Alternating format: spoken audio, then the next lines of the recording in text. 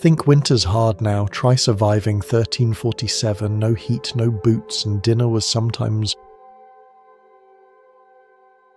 your own belt. Welcome to the coldest, grimmest chapter in human stubbornness. Think your life is hard. Try being a medieval peasant with no pants and no toilet in the dead of January. Winter wasn't a season, it was a siege. You didn't live through winter, you endured it like a prisoner chained to a damp stone wall. No heaters, no thermal socks. Just a smoky fire that coughed more than your tubercular uncle, and barely warmed the goat standing inside your house. And yes, there was usually a goat in your house, not as a pet, as insulation. Now let's talk about the house.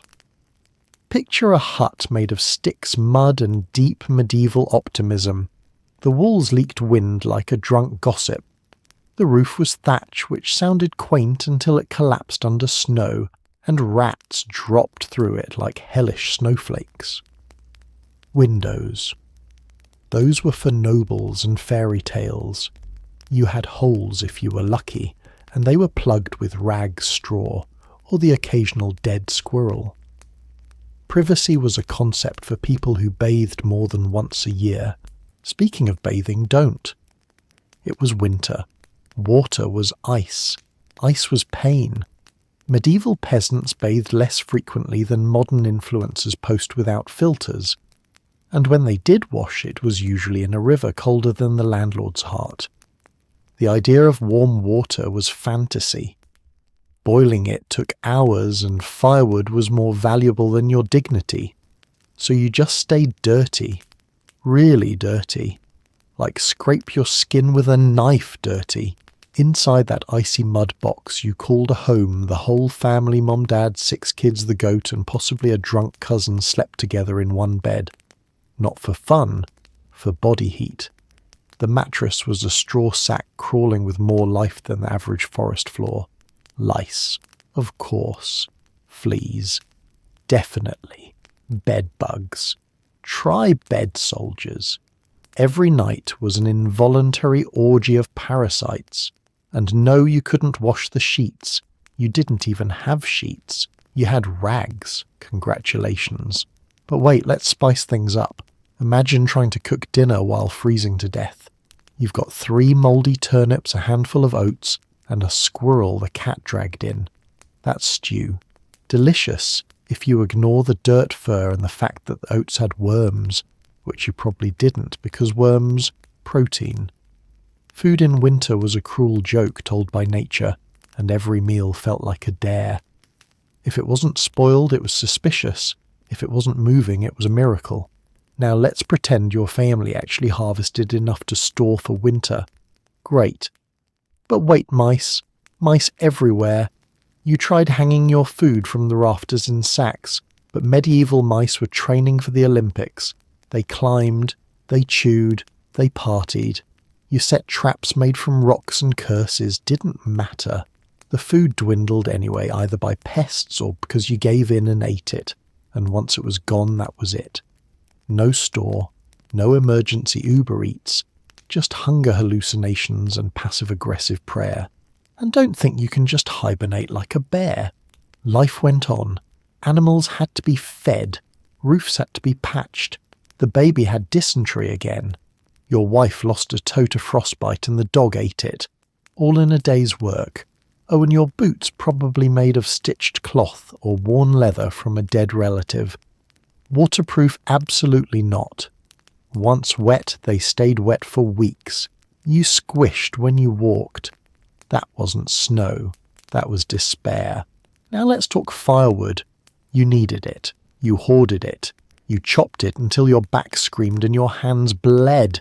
If you ran out, enjoy hypothermia peasant edition. Trees weren't always nearby, and lords often controlled the forest. Cutting his wood could get your hand chopped off. So you scavenge fallen branches, manure bricks, the broken leg of a chair you no longer needed, because sitting was a luxury. Firewood was life. Firewood was everything. Firewood was political. If you were a child in medieval winter, congratulations, you had a 50-50 shot of seeing spring. Most children didn't.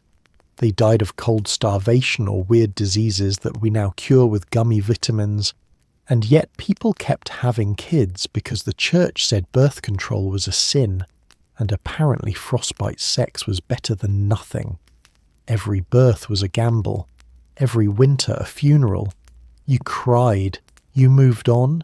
There was no time to mourn. And illness. Oh boy. Winter was a plague party in your lungs.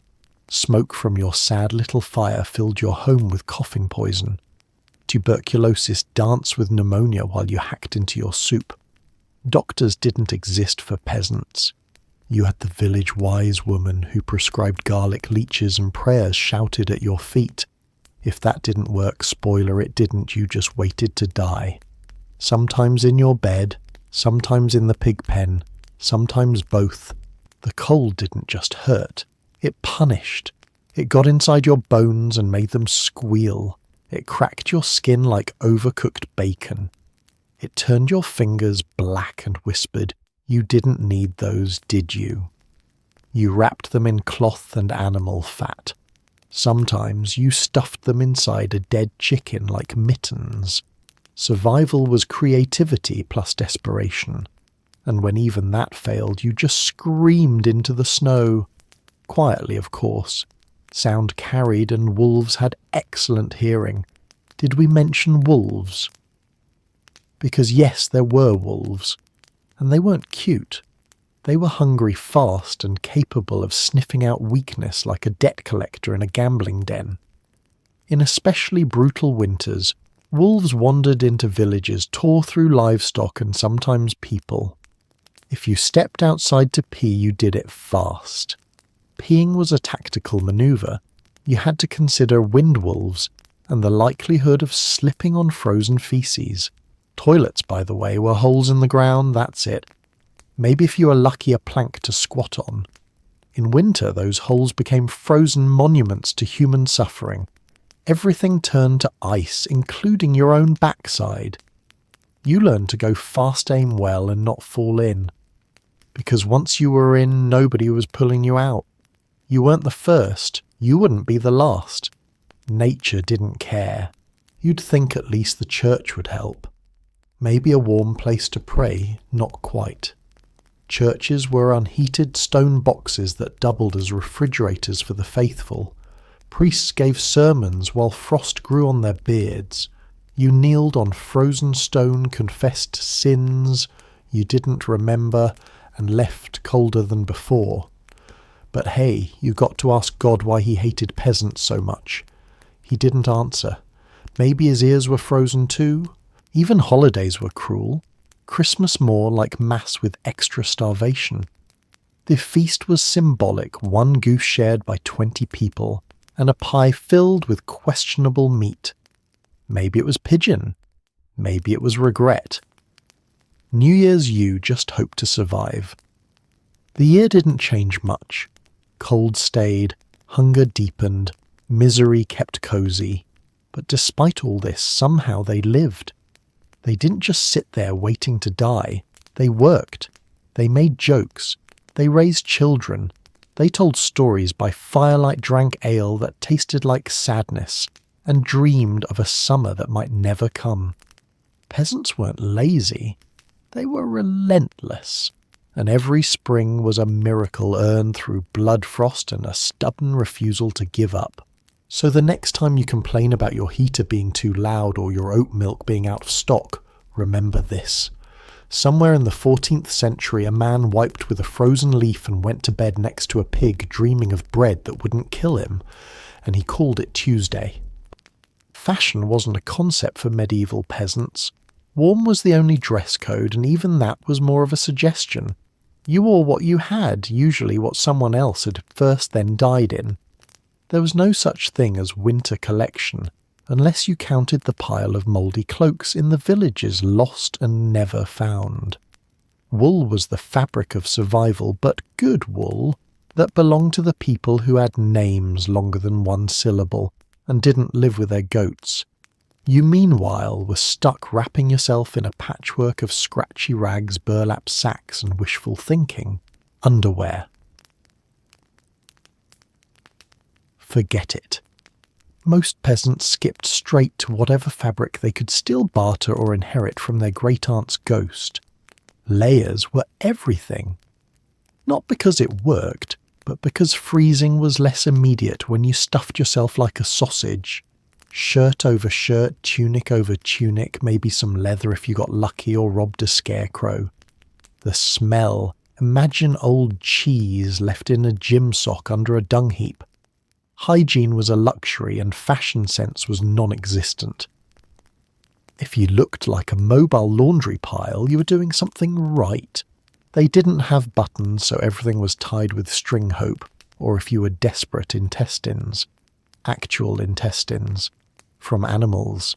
Because sinew was strong, and you used what you had.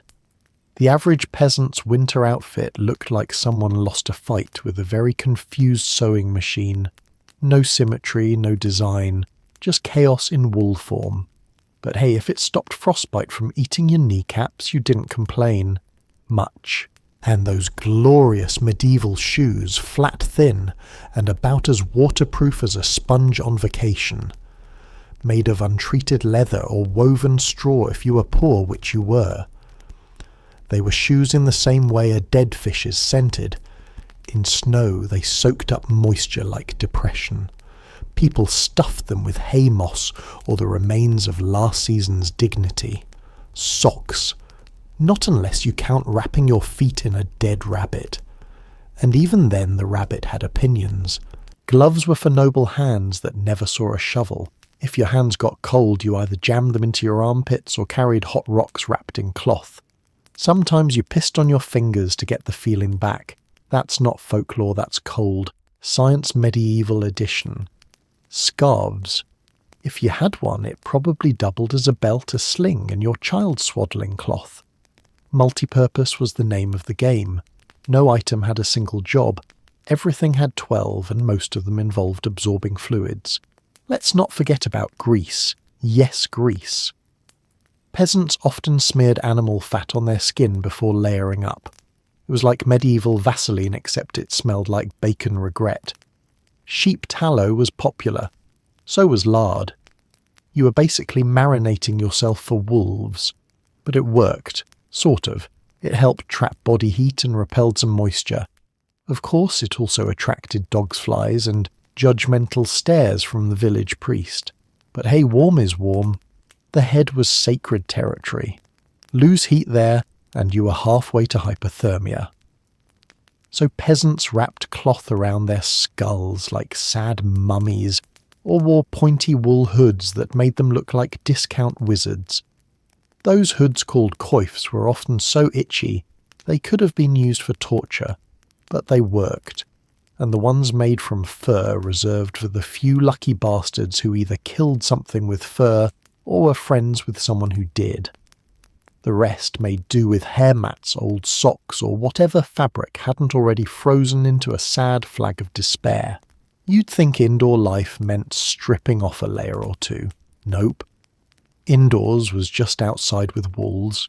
If your home had a fire, it was a smoky apology in the centre of the room, struggling against cold like a toddler with a broom. So you kept the layers on. Day, night. Bathing didn't happen. Sleeping fully clothed, head to toe with maybe an extra layer added at midnight because your teeth were performing a solo. You never changed clothes, you rotated layers like cursed inventory in a survival game. Clothing also wasn't sized. No one had a tailor. You inherited garments from family members of varying heights and optimism levels. That's why every peasant looked like they'd raided a scarecrow, wearing their great-grandfather's pyjamas. You tied, tucked, or ignored the sagging bits, and when a hole appeared, stitch it with whatever you could. Hair, string, sinew, hope. Eventually the hole had its own personality and was eligible for village taxes. Some peasants wrapped their legs in long strips of cloth called puttees, which sounds fancy until you realise it's basically the medieval version of duct taping your limbs to prevent frostbite. They kept snow out of your boots and provided a false sense of security. Occasionally they doubled as rope in emergencies or funeral wrappings when no one didn't make it to spring. When you died, someone probably peeled them off and wore them home. Nothing went to waste. Nothing. Let's talk smell. Imagine 10 layers of unwashed wool soaked in sweat, lard and sorrow. Now imagine sleeping in that, working in that, sweating more in that, then hanging it next to a smoky fire. Congratulations, you've invented medieval Febreze. The result wasn't pleasant, but it was familiar. Everyone stank equally. It was the great equalizer. If someone didn't smell, it meant they were either suspiciously rich or already dead. Colour, sure, if brown counts, or grey-brown, or dirt-flavoured beige. Dyeing clothes was expensive and stupid unless you were trying to impress your livestock. Occasionally, someone got creative with onion skins or beet juice, but the result was usually disappointing and vaguely insulting to the eye. The only statement your clothes made was, I survived Tuesday, and I might survive Wednesday. That's all the runway you got. Now, if you were sick, say, with something mild like tuberculosis or a minor case of the Black Death, you didn't get new clothes. You were your clothes. Layers doubled as blankets and bedpans. Nurses. No. You had your mum who also had rickets. If you soiled yourself, just another reason to add another layer and move on with your life. The concept of clean was so foreign it needed a visa. Washing your clothes. You'd be lucky to do that once a season. Winter laundry was an act of violence. First you broke the ice in the stream. Then you scrubbed your frozen rags against rocks while your hands turned blue and your soul left your body. Soap. If you had any, it was lye-based and could peel paint off walls. That was your skin's problem now. Drying clothes took days, during which time you walked around in damp misery, attracting colds and judgment. Every garment was a story. This tunic aunt died in it. These shoes found them in a ditch. That belt used to be a leash for a blind cow. You didn't just wear clothes, you collected them like haunted artifacts with bad stitching. If someone in the village died, their clothes were redistributed faster than their soul reached purgatory. One day you're mourning Cousin Hugh, next day you're wearing his pants and wondering if this is what haunting feels like. And just in case you thought layering made you safe, nope. You could still freeze to death.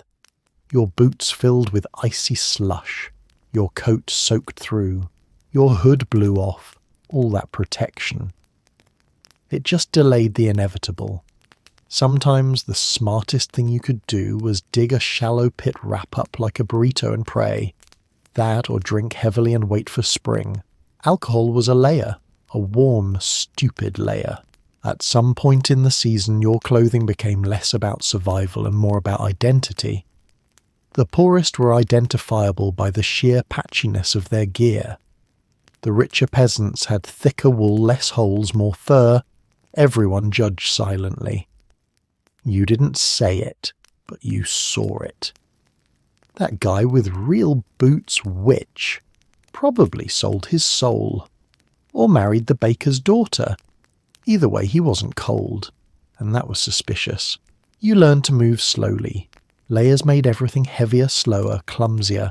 Running was a luxury, climbing a death wish. Falling in snow meant you might not get up, especially if your tunic snagged on something, or you slipped on your own despair. People froze 5 feet from their doors because they dressed almost enough, but not quite enough. And winter doesn't accept almost. It eats you. Polite, efficient, and quiet. Eventually, winter turned you into a walking tapestry of rags, smells, and desperation. You didn't resemble a person, you resembled laundry with legs. But if you were warm, even a little bit, you won. That was the goal. Survival wasn't pretty. It wasn't comfortable. It was itchy, greasy, heavy, and smelled like goat. But it was life. And in a world where the cold whispered you're not enough, every extra layer was your way of screaming back, try me. You know how modern people go on juice cleanses to reset their bodies. Medieval peasants had their own version. It was called starvation. Winter wasn't about what you wanted to eat. It was about what you were willing to eat once your last mouldy turnip sprouted legs and walked away. Food was not a guarantee, it was a myth told around fires, usually with a hungry stare and a twitch. And if you think you have trouble budgeting, imagine trying to divide one bag of oats between a family of 10 for 3 months. Surprise, math doesn't work when everyone's already chewing the table. Let's get to the horrifying truth. Every medieval peasant knew the golden rule of agriculture: never eat your seed stock. That's the grain you save to plant next year's crops. It's sacred. It's hope in burlap form. But guess what? When your child is crying from hunger and you've already eaten the bark off your own walking stick, guess what becomes dinner hope? Hope becomes dinner. Hope goes into the pot with a rock and a dead onion and pretends to be stew. And it's not like they had fridges or vacuum-sealed Tupperware. Preserving food was a desperate science. You salted things, you smoked things, you buried things. Sometimes the method preserved the food. Sometimes it preserved the disease inside it. Grain got mouldy. Roots rotted. Meat turned into something even rats wouldn't touch. But peasants weren't picky. If it didn't bite first, it was probably edible. And if it did bite first, well, now dinner just got exciting. Winter meals were less culinary delight and more grim performance art. You made broth out of bones you'd already boiled 3 times. You scraped the mould off bread until it looked slightly less sentient. You added weeds, twigs, and whatever you could forage without being arrested for stealing from the Lord's forest. Dandelion soup, acorn mash, fern leaf surprise. If it grew and didn't kill you instantly, it was considered a vegetable. Your cooking pot didn't need a recipe, it needed a priest. And the seed grain, it was always watching. Sitting in a corner in its sack like a test of faith. You counted it every day, prayed over it, sang to it, begged it not to look delicious. But eventually hunger made cowards of everyone. You crack that sack open like a forbidden tomb and cooked the future. With salt if you were fancy, with tears if you were honest. And the entire time one thought pounded in your skull, we're eating next year's life. Let's talk about the calorie count. Spoiler, it didn't count. Most peasants were burning thousands of calories a day just staying alive, chopping wood, hauling water, walking uphill both ways in shoes made of depression. Meanwhile, their meals provided maybe 500 calories on a good day. You weren't living, you were slowly disappearing. Children lost weight. Adults lost strength. Grandparents lost everything. Sometimes peasants made it to spring looking like haunted scarecrows. Other times they didn't make it at all, and their last act was donating their meaty parts to the living. Yes, cannibalism happened. No, it wasn't common. Yes, it was real. In the worst famines, people ate the dead. In the worst famines, people helped the dying along. History doesn't like to talk about it, but it's there in letters, chronicles, and deeply disturbed poetry. You want historical accuracy. There were winters when the village butcher butchered things not on 4 legs. And if that made you queasy, congratulations, you're human. But in those winters, morality was just another luxury nobody could afford. And don't think seeds were only for planting grain. Peasants relied on legumes, lentils, peas, beans, things that when dried could last through the cold months. Problem is, they tasted like gravel and guilt. Kids refused to eat them, until they didn't, until you had to, until dinner meant 4 beans and a prayer, and when those beans ran out you prayed harder. The church said starvation purified the soul. The peasants weren't impressed. Even when food was technically available, it wasn't available to you. Feudal lords took a share of your harvest even in famine. Tithing wasn't voluntary, it was enforced generosity. 10% to the church, more to the Lord, and if that meant your family starved, well. God works in mysterious and deeply unfair ways. If you hid your food, you were a thief. If you ate your seed stock, you were a fool. If you died quietly, you were a good Christian. Oh, and let's not forget the bread problem. Bread was the cornerstone of medieval diet. But in winter, good luck. Grain was gone, mills were frozen, yeast was lazy, so people baked with whatever they had, rye, barley, beans, ferns, and in some cases, powdered bones. Yes, bones, ground into flour. Sometimes it came from animals, sometimes no one asked. But bone bread was a thing. It was filling, crunchy, slightly haunted, and when even that wasn't enough, peasants turned to a culinary masterpiece called pottage. It was a never-ending soup reheated every day with new ingredients added and nothing ever removed. Think of it as medieval ramen, except instead of pork and eggs, you got turnip ends, rat tails and memories. It was your lunch, your dinner, and occasionally your revenge. Some pots kept going for months. Others died from shame. But here's the thing. Despite all this horror, there was ingenuity. Peasants learned tricks. How to preserve apples in straw-lined pits. How to ferment cabbage into vaguely edible mush. How to dry meat over smoky fires or hang herbs from the rafters. The winter pantry was a graveyard of taste, but a monument to survival. You didn't eat for pleasure. You ate for the right to see spring again. And they shared. Poor as they were, peasants helped each other, because no one else would. A neighbour with a spare onion became a hero. A family with a dead pig became legends. It wasn't charity, it was strategy. You gave today so someone else could give tomorrow. The only thing worse than starving alone was starving in a village of corpses. Community meant survival, until it didn't. But when the seed stock was gone, truly gone, and all the dried apples had been eaten by mice and the last rat had been roasted in secret by your aunt, what then? Then you waited. You stared at the ground, frozen and cruel, and you begged it to soften. You watched the sun, praying it would rise higher, stay longer, feel warmer. You planted dreams in snow and hoped the ground wouldn't laugh. And when the first green shoots finally broke through the earth, if they broke through, you didn't cheer. You stared. You whispered. You asked if it was real. Because spring wasn't a season. It was a resurrection. A promise that maybe, just maybe this year wouldn't end in gnawed bones and bean-counting misery. Until then, you kept eating hope by the spoonful. Cold, saltless, regretfully reheated.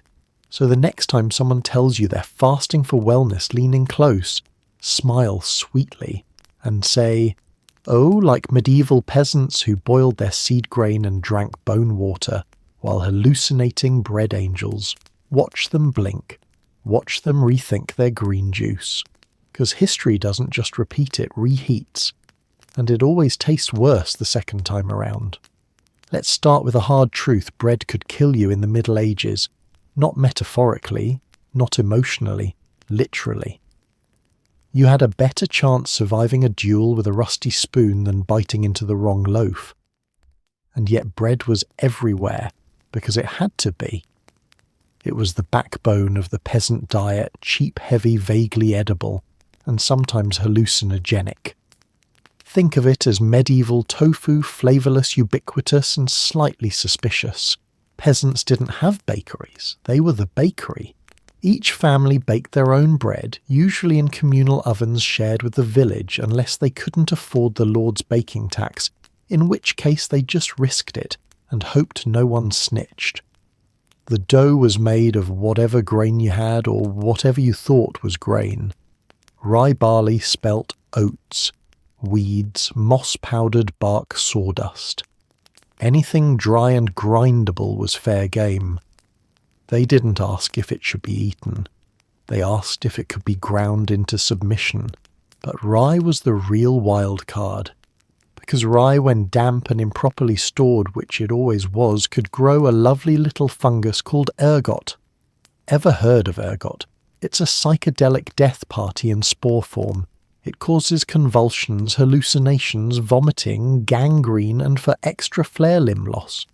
Picture this: you eat a slice of bread and then wake up 2 days later, believing God is yelling at you through a tree, and also your foot has turned black. That's ergotism.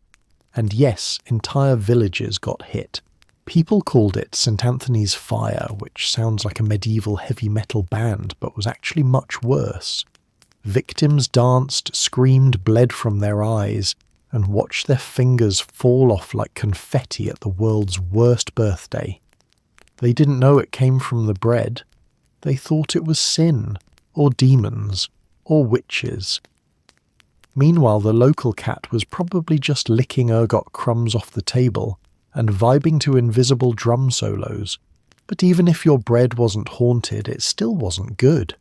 It was hard, like weapon-grade hard, crust that could chip a tooth, middles that were 90% grit. Bread was often baked with ashes, straw or old flour that had been stepped on by livestock. Sometimes it came out of the oven looking like a collapsed lung. But it was bread. It filled you up. Kind of. Maybe. For an hour. If you ate it slowly and didn't mind the crunching noises being your own molars. And if you were really poor, you didn't bake bread, you bought the cheapest stuff called horse bread. Guess what it was made of? Ground peas, beans, oat husks, hay, and occasionally regret. It was so dense that people joked you could build walls with it. Except it wasn't a joke. Some walls were made of stale bread. That's how bad it was. But if you had a mouth, a stomach, and low standards, you were eating it. Flour itself was a gamble. No one sifted. You ground it between stones, which meant your bread came sprinkled with rock dust. That's right, gravel bread. Over time, this wore down your teeth like medieval sandpaper.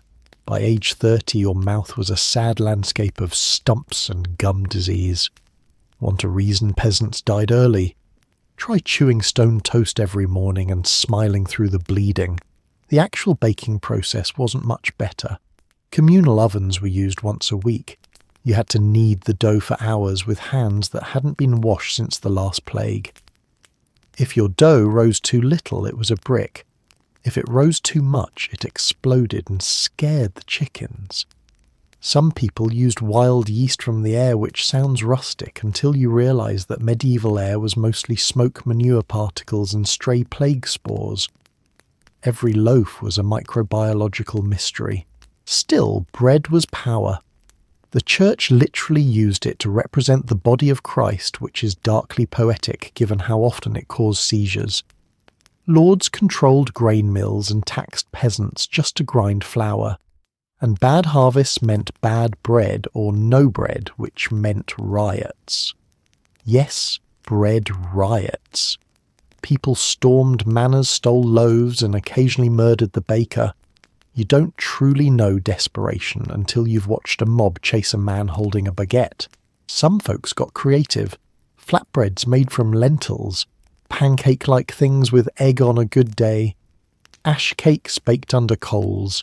None of it was tasty, but it was warm, and warmth counts when your entire life is made of cold and chewing. A few legends mention frying bread in lard, but those were rich peasants, the 1% of dirt. You needed to own both fat and a pan, which in peasant terms made you practically royalty. Children grew up gnawing on crusts. Babies were weaned onto bread mush. Basically chewed bread spat into a bowl and watered down until it resembled sadness. It wasn't nutrition, it was filler. Bread filled the gaps where vitamins should have been. Ricketts scurvy. That's just the bread doing its job, ensuring that everyone grew up crooked, cloudy-eyed, and emotionally distant. And yet bread was everything. You woke up thinking about bread. You went to bed hoping to dream about bread. You counted crumbs like they were coins. Bread was breakfast, lunch, dinner, and dessert if you squinted. People stored loaves under floorboards in ceiling beams or buried in barrels like treasure.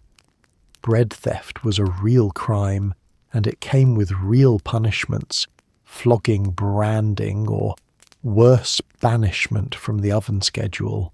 But bread also united people. Baking day was sacred. Families gathered around fire pits covered in flour, arguing about whether the yeast was angry or just misunderstood. Bread was love. Bread was community. You tore pieces and passed them to neighbours. Even the priest got a loaf, usually with extra ash for flavour. And when someone died, you baked bread for the funeral, probably with raisins if you were showing off. Every loaf told a story. This one was from the year the wolves came early. That one was the last before your brother left for war. This crust. It broke your tooth, but it was worth it. You knew the texture of loss. You tasted the grain of memory. Peasants didn't write memoirs, they baked them, in ovens older than kings, with flour older than trust. And still it could kill you. All it took was one bad ear of rye, one damp sack, one lazy moment in the smokehouse, and suddenly your family was twitching on the ground, praying to saints who were definitely judging your baking.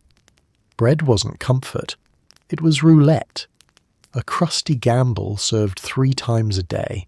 So next time you bite into a fresh soft baguette or toss a slice of artisan sourdough, because it's a little dry, remember this somewhere. 800 years ago, a peasant gnawed on a brick of fungus bread and called it dinner. And if they could time travel to your brunch table, they'd slap that mimosa out of your hand and weep into your avocado toast.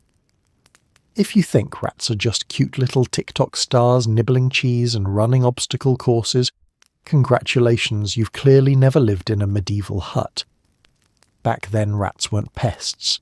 They were roommates, uninvited, unapologetic, and absolutely thriving. You didn't own your home, the rats did. You just paid rent in crumb screams and the occasional toe while you slept. Picture this. It's midnight. The wind is howling. Your fire is down to a single dying ember. And from the shadows, a familiar skitter-skitter echoes across the rafters. That's not the wind, dear peasant. That's the nightly rat parade. They marched along, beams dropped onto tables, raided the food stash you buried under straw, and hosted family reunions in your mattress. One time you thought you saw a rat with a cape. You don't talk about it. And these weren't tiny cartoon rats. These were medieval rats, robust, angry, disease-laden fur missiles. They weren't scared of you, they judged you, from the corner, while chewing through your last piece of dried apple. You could swear they made eye contact. One blinked. It was wearing a smug expression. You knew you'd lost, they'd taken over. You tried everything to stop them. Cats sometimes useful, but also temperamental, underfed, and prone to switching sides if the rats offered a better deal. Traps made of wood and desperation didn't work. Poison. That was for the rich. You tried banging pots, stomping, shouting biblical threats. The rats just paused, listened, and then invited more guests. At some point you simply accepted it. Your house had a rat culture now. They weren't just in your walls, they were in your food. Grain sacks chewed, bread loaves sampled, pottage pots swam in. Sometimes you'd lift the lid to find a rat doing laps in your dinner, looking mildly inconvenienced. Did you still eat it? Of course you did. You scooped it out, pretended nothing happened, and added a little salt. Protein is protein, and denial is the only seasoning you had left. Rats were everywhere, in the cradle, in your boots, under your shirt while you slept. One day you coughed and weren't sure if it was a cold or a tail tickling your lungs. You got bit too bad. There were no vaccines, no tetanus shots, no antibiotics, just herbal paste and panicked prayers while the village wise woman smeared garlic on the wound and told you not to die before the next harvest. And let's not forget their favourite party trick, spreading plague. Specifically, the Black Death. That's right, our little furry friends carried fleas, and those fleas carried Yersinia pestis, the microscopic doom that wiped out half of Europe. You thought the rat on your shelf was cute. It might have just killed 100 people by walking past a grain cart, but did the rats care? No, they multiplied. They thrived. They moonwalked across human misery. Peasants lived in one-room homes, often with animals, food, firewood and disease all sharing a single claustrophobic space. Add rats to that cocktail and you've got a disease jamboree with a fur coat. You couldn't isolate. You couldn't disinfect. You barely knew how infection worked. You just knew that Cousin Elric ate a rat-bitten crust and died 2 days later foaming at the mouth and quoting Latin he didn't speak. But here's the cruel twist: rats were better survivors than people. They were warm in winter, agile, clever. They ate everything, bred constantly, and feared nothing. While you were freezing in 7 layers of wet wool, the rats were thriving under your bed in a cosy hay nest filled with breadcrumbs, baby teeth, and bits of your dignity. And if you starved, well, rats weren't picky. They nibble the dead, sometimes the not yet dead. In hard winters, when food ran out and hope followed it, some peasants actually ate rats. Yes, fried, boiled, roasted over dung fires. Desperation doesn't care if it squeaks. You closed your eyes, peeled off the tail, and hoped it tasted more like chicken than revenge. Did people judge you? No. They were too busy trying to trap one for themselves. And the rats, they didn't even notice. For every one eaten, 10 more danced in the ceiling beams, laughing. Let's talk nests. You didn't find rat nests, you stumbled into them.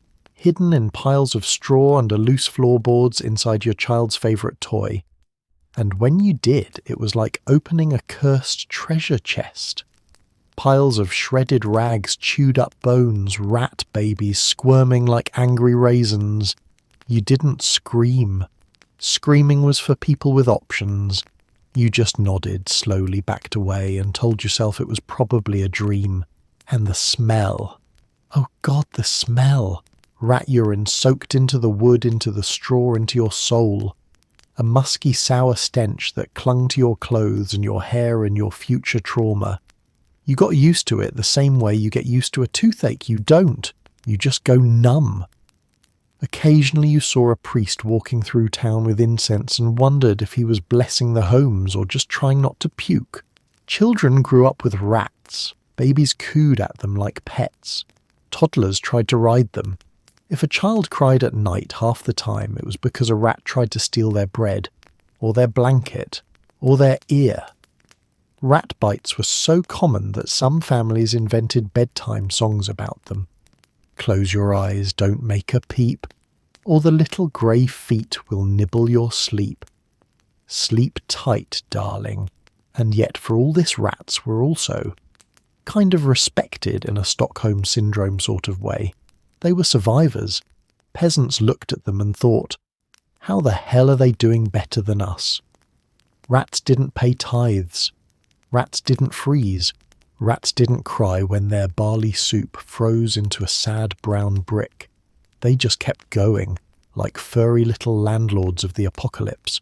Villages had rat legends. Stories of giant ones with red eyes. Rats that could speak. Rats that stole babies, rats that summoned wolves. Some believed they were the devil's spies. Others believed they were cursed peasants reborn. One thing was sure: you never stared too long into a rat's eyes. If it blinked back, you slept with one eye open for a week. In the end, rats weren't the enemy. They were the audience, watching you struggle, watching you fail, watching you sit by the fire, hungry and cold, whispering to a crust of bread and crying, because you heard skitter skitter again. They didn't need to kill you. They just outlived you. That was enough. So next time you see a rat in the subway or panic because one showed up near your favourite cafe, remember this. It's not lost, it's scouting. It remembers. It knows what your ancestors tasted like. and deep down it's wondering if you're still soft enough to chew. If you're reading this while sitting comfortably on a heated toilet seat, pause for a moment of silence. Because medieval peasants didn't have toilets. They had holes. Holes in the ground. Holes in the barn. Holes in the middle of rickety bridges where one wrong step meant your final bowel movement was also your last. Sanitation wasn't primitive, it was non-existent. Toileting was a test of balance, bravery and bladder control. Let's start with the chamber pot, the peasant's porcelain dream. Except it wasn't porcelain, it wasn't a dream, and it didn't contain anything pleasant. Chamber pots were literally small buckets. You did your business inside your home, next to your sleeping children, your food stores, and sometimes your dying grandfather. They are usually made of metal or clay, which sounds sturdy until winter came and the pot froze into a sad little toilet iceberg. And yes, your bodily fluids froze. Pee became sculptures. Poop became projectiles if you knocked the pot over too fast, emptying it. That was a daily walk of shame. You took your frozen stew of bodily regret and dumped it outside into the cesspit, or if that was full, the alley, or if that was taken, the local stream.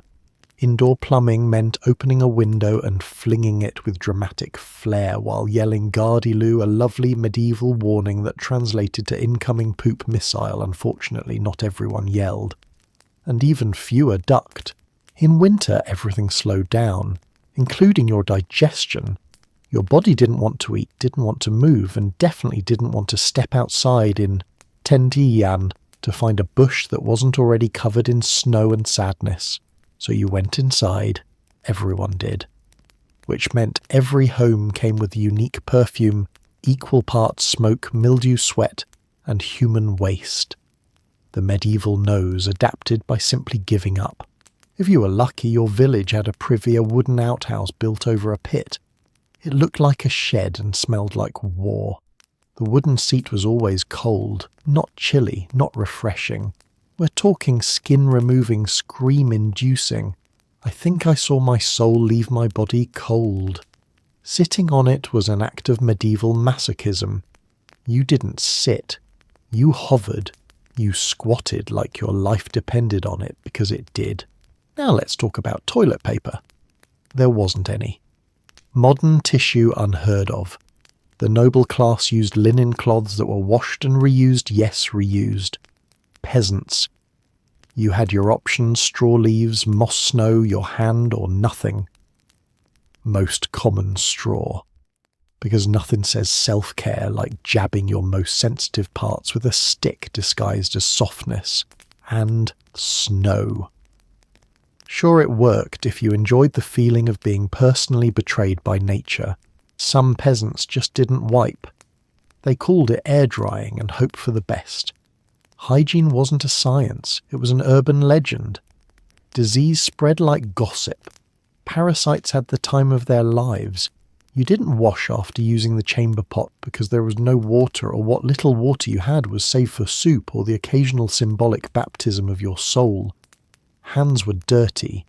So was everything they touched, like bread or your child's face. Children, of course, made it worse. Toddlers pooped wherever they wanted, under the table, next to the fire, occasionally in your shoes. There were no diapers, just rags that soaked, dripped, and sometimes froze to the child. Parents didn't scold, they sighed. You cleaned it up, added more straw, and prayed your visitors had bad eyesight. And if you were the visitor, you sat on the stool very, very carefully. Public toilets existed in some towns. Communal wooden planks over large pits, sometimes suspended over running water, if someone had the architectural ambition. But they were rare, smelled like regret, and often collapsed. Yes, collapsed. Imagine sitting peacefully on a medieval toilet, enjoying your one private moment, and suddenly falling into a pit of human waste so deep it counted as a baptism. It happened. More than once. If you were sick, dysentery, cholera, the plague, you didn't make it to the privy. You went where you were, the bed, the floor, the corner. Then you lay in it. Sometimes for hours, sometimes until you died. The smell clung to everything, your clothes, your mattress, your memories. Neighbours avoided your home not out of fear, but because they couldn't breathe without gagging. And when you died, they burned the bed. Not as a health measure, just for revenge. Worse still were latrine trenches dug for large gatherings, festivals, religious events, or just because the village population briefly outgrew its poop strategy. These trenches were shallow, filled quickly, and were often dug uphill from water sources. Why? Because geometry wasn't mandatory, and dysentery hadn't been invented as a word yet. People got sick, people died, and the rats applauded from the sidelines, eating everything. In castles and noble estates there were garderobes, vertical shafts built into the stone walls where waste dropped straight down into the moat. Sound advanced it was, until you realised moats weren't just defensive, they were toilet-filled moats of doom. Imagine defending your castle from invaders, while also trying not to gag every time the wind changed. They called it efficiency. Historians call it horrifying. Back to peasants. In winter, digging new pits was impossible. The ground was frozen. So when the pit filled up, and it always did, you simply covered it with more straw, or snow, or denial. Sometimes you built a new one next to the old one, creating what archaeologists now call layers of despair. Years later, we dig them up and say, fascinating artifact. But back then it was just Tuesday. Women had it worse. Privacy was harder. Comfort was non-existent. Periods, no pads, no tampons, just rags. Washed and reused until they dissolved like hopes in the rain. If you were bleeding and needed to pee, good luck balancing over a frozen hole in the ground with your dignity wrapped in a scarf. The concept of menstrual hygiene was don't die and don't sit on the good blanket. In many homes, toilets weren't separate, they were just the corner, a chamber pot behind a hanging cloth. Sometimes not even that. If someone was relieving themselves, you looked away. Or you didn't. Modesty wasn't a virtue. It was a luxury. You saw things you didn't want to, smelled things you couldn't forget, heard noises that broke your soul. Then you said amen and passed the turnip stew. And let's not romanticize the rural charm. There was none. Mud floors soaked up spills. Straw bedding did not discriminate between sleep and heat. Everything was brown. Everything was damp. The moment you walked in, your nose adjusted to a new level of human experience. The best homes were only slightly less disgusting. The worst ones were condemned by time itself.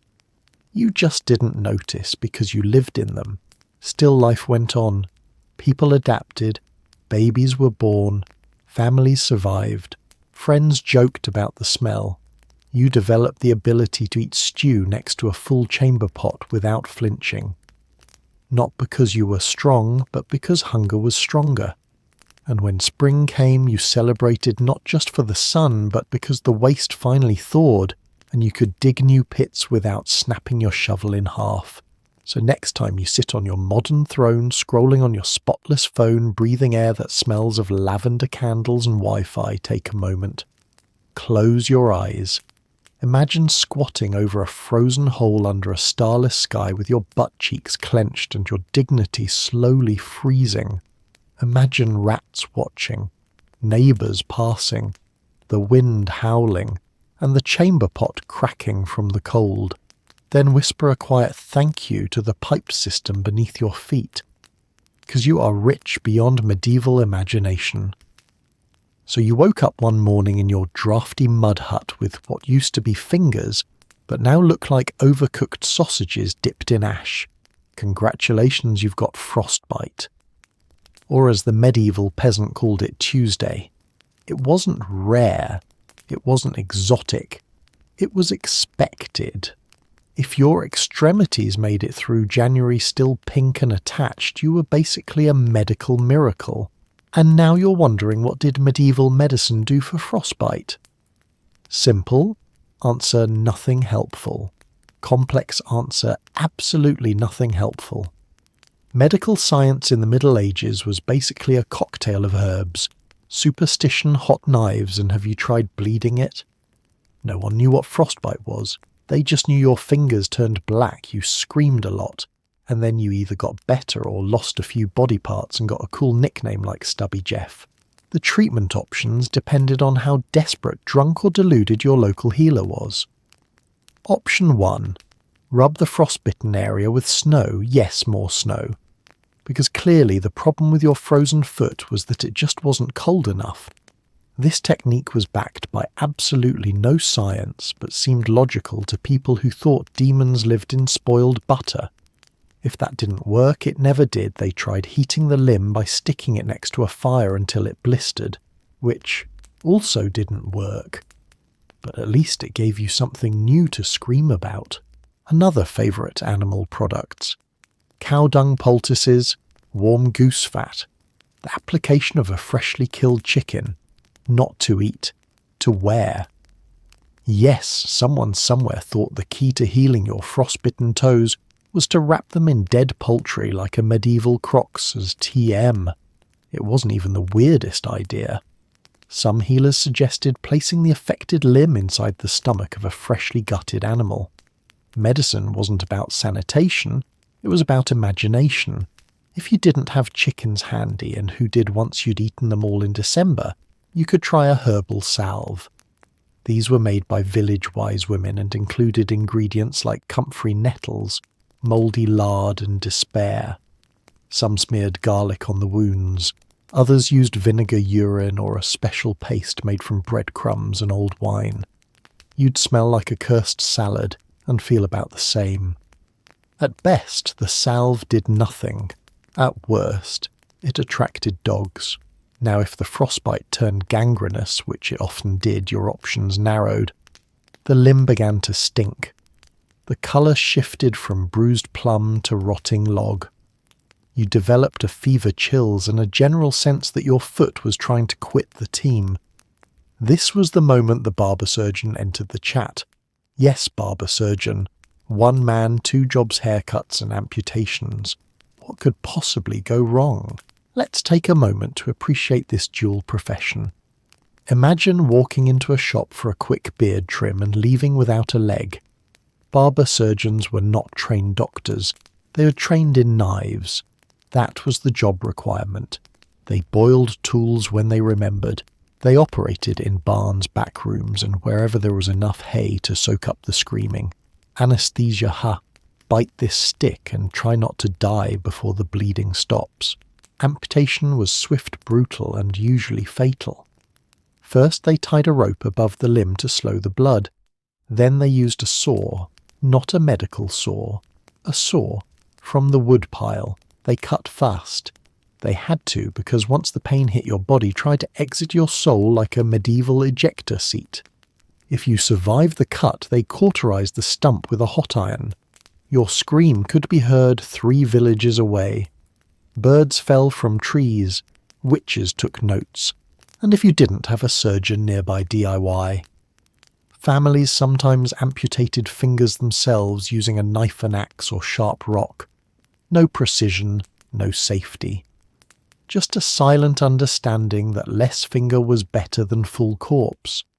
Kids helped. Neighbours watched.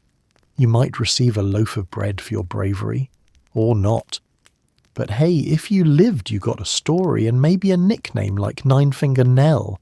If you were too poor or too stubborn to cut it off, you just waited. The blackened part of your body slowly decayed and fell off. This was known as auto-amputation, which is a fancy word for nature doing the surgery because you didn't. You could find your toe in the bed one morning like a horrifying Easter egg, or it dropped off in your boot and squished during chores. Either way, you picked it up, muttered a curse and threw it in the fire. Religious remedies were common too.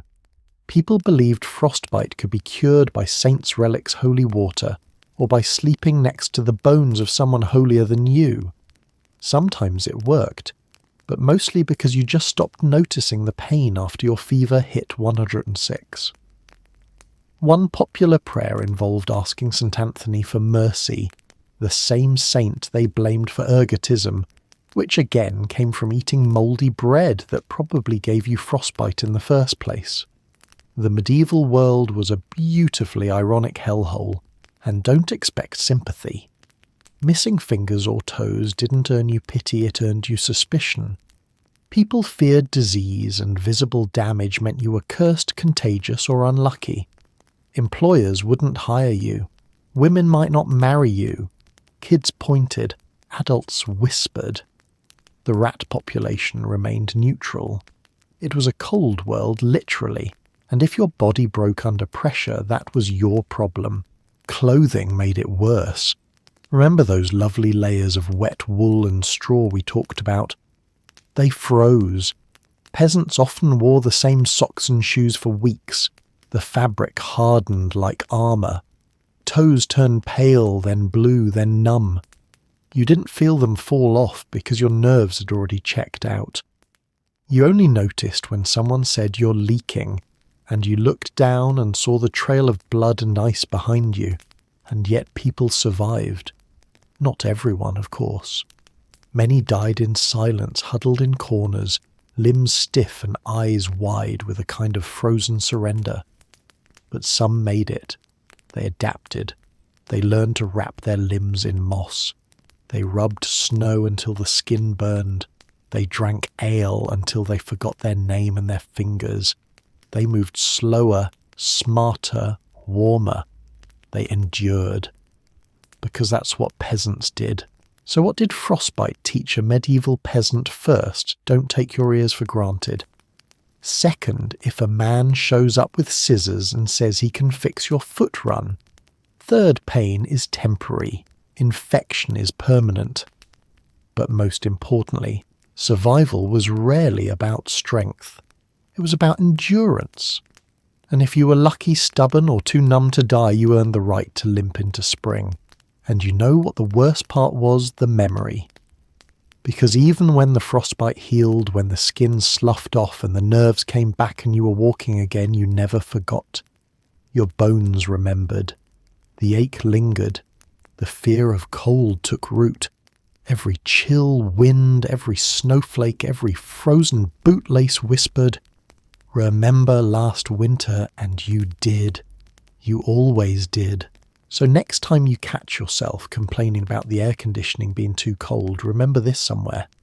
8 centuries ago, a woman named Marjorie lost her fingers to frostbite, had them removed with a cheese knife, and then milked a goat the next morning anyway. And she did it in silence, because she still had work to do.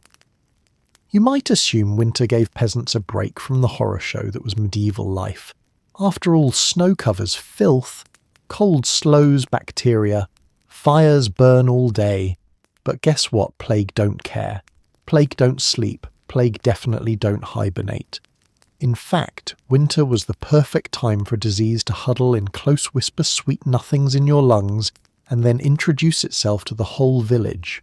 Let's start with the most dramatic one, the Black Death. You know the celebrity of historical diseases. It wasn't a one-time event, it was the toxic X who just kept coming back. From the 14th century onward, Europe had regular encore performances of this bacterial opera. Sometimes it showed up with full-body boils and a death sentence. Other times it arrived quietly disguised as a cough and a rash. Either way, winter was no barrier. It just gave the plague an excuse to go indoors. And indoors meant tiny, smoky, unventilated huts packed with humans, animals, fleas, and despair. You were basically living in a plague crockpot. Warm, moist air, no hygiene, everyone breathing the same sadness. Windows. What windows? You had a hole in the wall stuffed with straw and hope. If one person got sick, everyone got sick. It was less quarantine and more shared experience of doom. Now imagine you're coughing. It starts as a tickle, then a wheeze. Your family gathers around the fire, nervously eyeing you while pretending not to. You sweat, but it's freezing. Your lymph nodes swell into golf balls. You look like you've been storing acorns in your neck. Everyone knows what's happening. No one says it. Because the second you admit it's plague, you're already dead. Doctors none. Healers useless. The only person with a medical opinion is your aunt who once rubbed leeches on a pig and called it a miracle. You pray. You light candles. You try to breathe through a cloth soaked in vinegar because someone said that it might help. It doesn't. The cloth just freezes and sticks to your face. And while you're dying, a flea jumps from your armpit onto your baby brother and starts the cycle all over again. It wasn't just plague. Winter was open mic night for every horrible illness. Tuberculosis, pneumonia, typhus, dysentery. They all took turns. Each one brought a new flavour of misery, a different kind of coughing, a fresh way to evacuate your body fluids. You didn't know which illness you had, you just knew you felt awful, and someone nearby had already died from it. You waited your turn like it was a carnival ride, except the ride was made of vomit and fear. And the best part you couldn't escape. Travel was nearly impossible. Roads were frozen, horses died. Walking for miles meant frostbite or wolves. So you stayed in your disease box trying not to breathe too hard, while your cousin barfed into the cooking pot. The healer said it was a humour imbalance. She recommended drinking warm onion water and placing a frog on your stomach. The frog died. Of course the church had opinions. Illness was punishment, sin, divine correction. If you were sick, it was because you deserved it. Prideful thoughts, lustful glances. Not praying hard enough during Lent boom. God hits you with smallpox. And just to make sure you understood the message, he took your kids too. Priests delivered sermons about the sins of the flesh while coughing blood into their sleeves. When someone died, because they always did, you didn't have time for grief. The ground was frozen solid. You couldn't dig. So you stored the body in the shed, or the barn, or just outside the door, politely covered with straw and a prayer. Eventually someone would come by with a cart and dump the body in a communal pit. No coffin, no funeral. Just a vague shrug toward eternity and a shovel full of snow. And if you survived, good job now, you had immunity. Just kidding. You probably had long-term damage, scars, blindness, chronic coughing, missing teeth, and a new fear of any sneeze within a 5-metre radius. Children who lived through plague winters were forever shaped by it, emotionally, physically, and sometimes literally. Hunchbacks, twisted limbs, crooked fingers. Winter didn't just kill, it carved. Meanwhile, the local animals was doing just fine. Rats, fleas and pigs all continued their existence in blissful ignorance. Chickens pecked around corpses. Goats licked boils. Cats watched you die with passive disapproval. The cycle of nature didn't stop. It just stepped over your frozen body and went on whistling. Somewhere in the distance, a crow laughed. Let's not forget about leprosy either. It wasn't as contagious, but it was terrifying enough to get you thrown out of town. You got a weird rash, swollen fingers, red eyes. People built a fence around your house and left food at the edge. Or they didn't. You became a ghost in your own village even while you were still breathing. Some were forced to live in the woods. Others joined leper colonies where everyone slowly rotted together in an unholy group project from hell. Sanitation, of course, was a sick joke. Water came from streams polluted by every chamber pot upstream. Snow was cleaner but also limited. Bathing during plague season was a debate. Some believed it opened your pores to disease. Others thought it washed sin away. Either way, no one did it. Everyone smelled like fermented goats and fever dreams. You knew someone had died in the house next door because the stench got slightly better. The best defense against winter illness, don't be poor. But since everyone was poor, good luck. Nobles had doctors, peasants had onions. Nobles got potions made of crushed pearls and rare herbs. Peasants got soup made from bark and tears. Nobles burned perfumed herbs. Peasants burned old shoes. Nobles survived. Peasants became statistics. And in the rare case, a real physician visited your village, he came dressed like an apocalypse bird. Beaked mask, leather robes, gloves. He looked like a crow cosplaying as death itself. Inside the beak, spices and herbs meant to filter bad air. In reality, they just made the smell slightly less suicidal. But the moment you saw that mask, you knew two things: someone was dying and you might be next. Some people tried to fight back: charcoal filters, burning sulphur, carrying herbs in pouches around the neck. None of it worked, but doing something made you feel better than doing nothing, especially when nothing meant watching your entire family cough to death one by one while you counted rosary beads and whispered, "Not me, not me, not me." And after a few weeks the plague moved on. Like a cruel house guest who finally got bored. You were left behind, pale, traumatized, and wondering why your neighbor's cow was standing on your porch. The survivors gathered in churches, gave thanks to saints, and tried to forget the past month. Spoiler, they couldn't. Every winter was a gamble. Every spring was a miracle. So no winter wasn't peaceful. It wasn't a cozy time of reflection and quiet evenings. It was a battlefield, a petri dish, a long cold waiting room filled with sneezing ghosts and the smell of slowly rotting wool. Disease didn't rest, it just got closer. So next time you sneeze into your elbow, take some Nyquil and snuggle under a weighted blanket. Think of Edith, the peasant woman from 1349. She sneezed. Once looked around, saw her entire family drop, and just sighed. Not again. Then she put on her best rags, rubbed garlic on her chest, and waited her turn. Because in medieval winter, your immune system was mostly just hope and garlic. Ah, romance.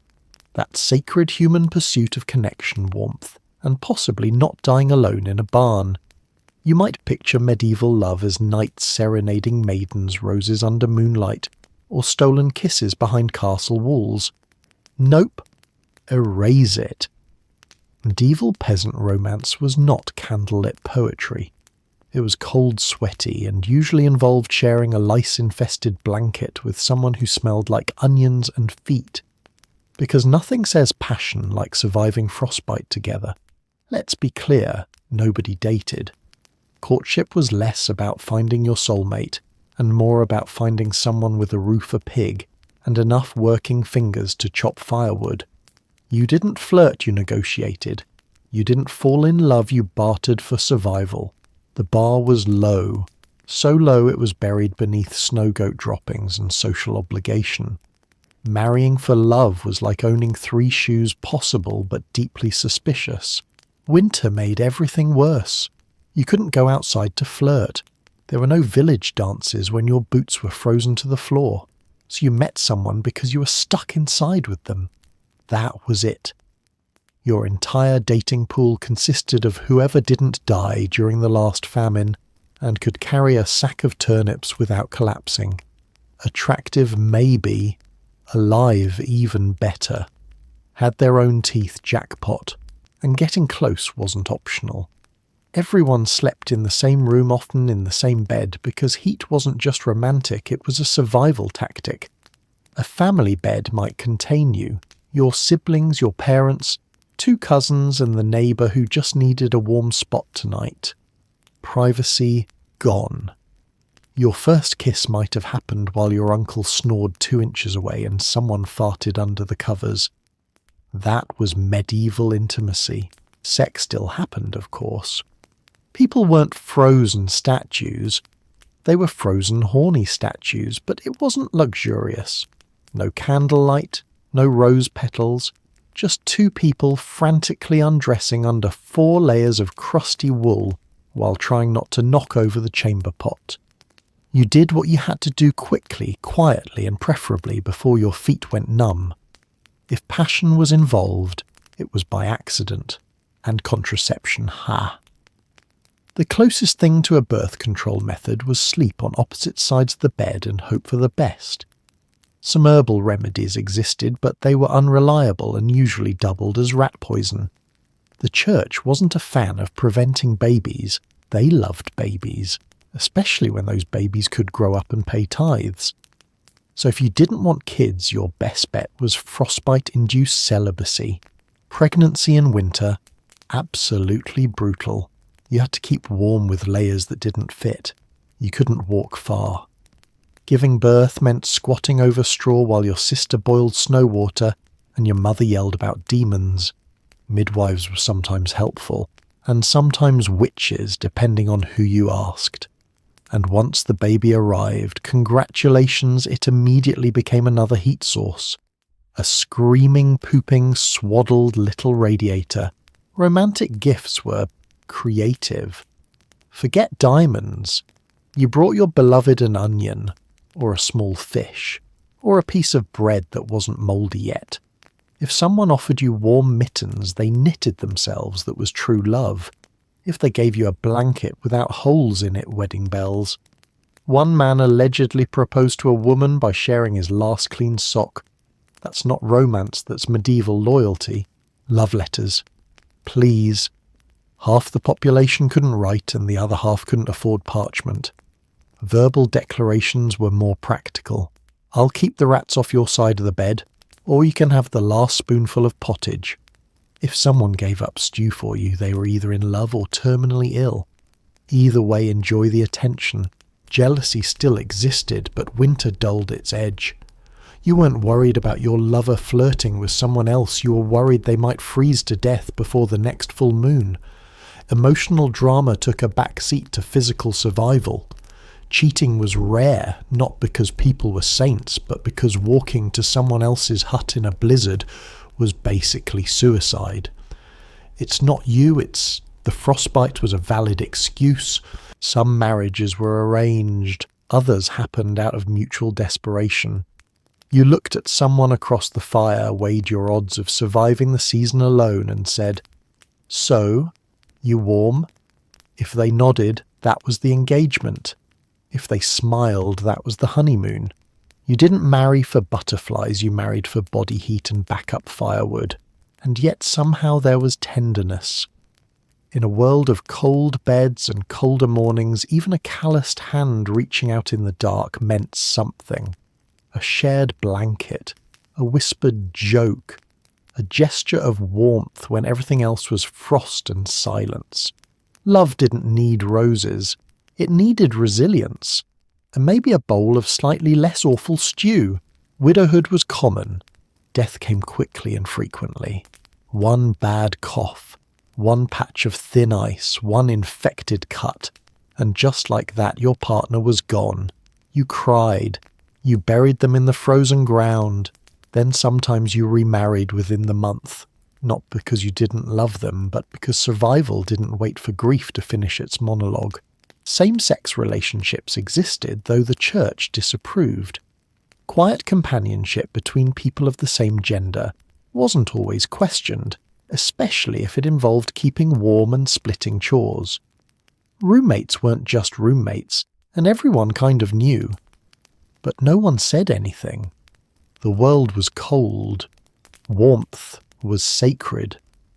Who you found it with mattered less than the fact that you found it at all. There were also stories, weird romanticized legends told around fires. Tales of star-crossed lovers who froze together in the snow holding hands as the wolves circled. Ballads about shepherds falling for milkmaids and giving them their best sheep as a token of affection. These stories were dramatic, cheesy, and deeply inaccurate. But they gave people hope. Because when you're freezing to death in a mud hut, even bad romance fiction is comforting. Humour helped too. Jokes about old couples stuck together so long they'd fuse like frozen carrots. Stories about marriages based on who snored loudest. Teasing each other about whose feet smelled worse. If you couldn't laugh about your partner's horrifying winter farts, you weren't going to make it. Shared suffering bred deep bonds, or at least mutual tolerance and very low expectations. And breakups. They didn't happen often because where would you go? You couldn't afford emotional independence. You left your lover. Congratulations. You now get frostbite alone. Arguments ended with silent frosty dinners and very dramatic turns away from each other in the shared bed. The medieval version of sleeping on the couch was curling up with the goat and pretending it wasn't your fault. Yet in all this, love survived. People clung to each other not just for warmth, but for meaning. They built lives out of straw and kindness. They comforted each other through the sounds of rats and coughing and howling wind. They raised children, told stories, patched each other's clothes, and shared food when there wasn't enough to share. It wasn't romantic, but it was real. Love in the time of frostbite wasn't hearts and flowers. It was fingers and firewood. So the next time your partner forgets to buy your favourite oat milk or leaves their socks on the floor, remember this.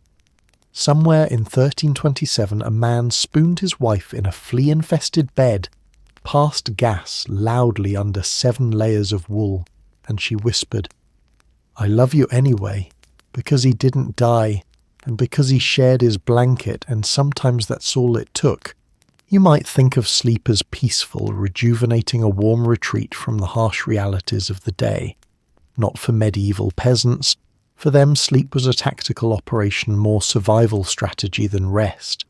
There were no pillows, no mattresses, and certainly no melatonin gummies. Instead, you had a straw-stuffed sack, a communal blanket, and a faint hope that rats wouldn't use your chest as a trampoline at 3 a.m. Let's talk bedding. If you were lucky, really lucky, you had a lumpy mattress made from old straw-dried moss or discarded thatch. Over time, this became a biological experiment. It grew mold-absorbed, sweat-collected bugs and occasionally sprouted. Yes, sprouted. Medieval bedding could germinate. And you didn't wash it. You just beat it with a stick until the worst things stopped moving. Now, who did you sleep with? The short answer, everyone. Whole families slept together for warmth. Mother, father, kids, grandma, uncle Jeff, who never left after that temporary visit, all stacked together like peasants in a people pie. The idea of a personal bed was laughable. You didn't get your own space. You got an edge if you were lucky, and even that meant risking the draft creeping through the mud wall. Forget privacy. Forget boundaries. You slept cheek to jowl, face to armpit with people who hadn't bathed since the last lunar eclipse. There were no pyjamas, just the clothes you wore all day, now even dirtier and stiffer from the fire smoke and general despair. If you needed to relieve yourself at night, you either used the chamber pot, which sat ominously beside the bed like a ceramic threat, or you held it clenched tightly and dreamed of indoor plumbing. But sleep wasn't uninterrupted. There was no 8 hours a night. That's a modern fantasy. Peasants slept in shifts, 2 separate stretches, with a first sleep and a second sleep broken up by an hour or 2 of lying awake, whispering, praying, complaining about the cold, or listening to someone nearby wheeze ominously in the dark. That middle-of-the-night wakefulness, that was your me time. If you didn't have a breakdown or frostbite, you were doing great. Sleep was often a performance in discomfort. Your feet were cold. The roof leaked. Someone had fleas. Someone else had gas. Someone else wasn't breathing right. The baby was crying. The fire was dying. The wind howled like a vengeful spirit through the cracks. And in the darkness you wondered if that scuttling sound was a rat or just your hopes escaping. And speaking of vermin, they slept with you too. Lice, fleas and bedbugs made the rounds each night like uninvited in-laws. You scratched. You bled. You kept scratching. Sometimes you'd wake up with bites forming a constellation across your back like the universe was mocking you in tiny itchy red dots. And rats. Oh, they didn't care that you were asleep. They scurried across your face, nested in your blankets, and chewed on your fingernails with entrepreneurial enthusiasm. Blankets were rarely clean, barely whole, and usually shared by so many people they were renamed the communal tarp of suffering. They were patched with whatever fabric survived the plague, old tunics, burlap, questionable sheep parts. Sometimes, if it got cold enough, people slept under animal hides, still bloody, still smelling of farm. But as they said, warmth before dignity, and let's not forget sleeping positions. You didn't stretch out like a royal. You curled into a defensive ball, clinging to your heat like a miser hoarding gold. If someone rolled away, you followed them like a desperate spoon. If someone rolled onto you, you accepted your fate. Sleeping was not an escape. It was a battle against cold discomfort and the slow realization that you were becoming one with the straw. Did couples cuddle? Yes. Did they cuddle romantically? Not really. Cuddling was purely thermal economics. You stuck your frozen feet into someone's armpit, and they didn't punch you because their nose was already buried in your shoulder, trying to avoid frostbite. There were rules: don't snore too loud, don't steal the blanket, and don't make sudden movements, or someone might think you're a ghost and stab you out of instinct. Dreams were rare, mostly because you were too exhausted to achieve REM sleep and too cold to stay unconscious for long. When you did dream, it was usually about food, or fire, or that time you slept alone as a child and were warm for 30 whole seconds. Some believed dreams were visions sent by saints. Others believed they were gas bubbles. Either way, you didn't talk about them unless they involved dead relatives giving cryptic advice or pigs speaking Latin. Children had it worse. They were crammed into the warmest corner, often used as living pillows, or slept on each other in a kind of medieval kid lasagna. If a kid peed the bed, no one noticed because the straw was already wet from condensation and spilled soup or last night's nosebleed. You just shifted to a drier patch and told yourself it was the warm spot. Sickness changed everything. If someone was ill, they still slept with the family. Quarantine wasn't a thing. You didn't move the sick person, you just moved slightly farther away and hoped the night air didn't carry death like a party invitation. Fevers were common. So were coughs. So was waking up next to someone who wasn't waking up. But you didn't cry, you had chores. And of course some peasants slept with their animals. Not metaphorically, literally. Chickens under the bed, goats at the foot, a pig beside you warming your thigh like a hairy space heater. You got used to the smell, the oinks, the occasional midnight hoof to the ribs. If your goat stole your blanket in the middle of the night, you didn't fight it. The goat had earned it. You might think nobles slept better. Slightly. They had feather mattresses and private rooms, but in winter still freezing. Castles were massive stone refrigerators. Drafts turned halls into wind tunnels. Their fireplaces roared, but heat refused to stay. Even the rich went to bed wrapped in 4 cloaks, praying their chamber pot didn't freeze shut. Still, for all its filth, crowding and discomfort, sleep was sacred. It was the only time the day stopped. The only time the cold didn't feel quite so cruel. You lay in the dark and whispered about spring, about bread, about that dream you had where your socks were made of fire. And if you were lucky and quiet and the wind didn't scream too loud, you got 3 solid hours before the rooster ruined everything.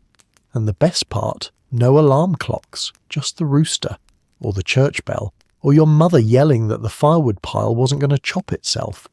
You woke up sore, hungry, and still tired, but you were awake. That counted. That was a win. That meant you'd survived another night in the cold soup of humanity. So next time you tuck yourself into your memory foam mattress under a weighted blanket in a climate-controlled room with your sound machine playing rainforest frogs, remember 800 years ago, a peasant named Will woke up under a shared goat-hide tarp, elbow deep in Cousin Elbow's chewing lice out of his hair, and thought, well, at least I'm not dead. That's medieval optimism. That's what dreams were made of. Let's get one thing straight: if you were a medieval peasant, you did not want to get arrested ever. But especially not in December. Getting thrown in jail in winter was like being handed a death sentence written in snow and rat droppings.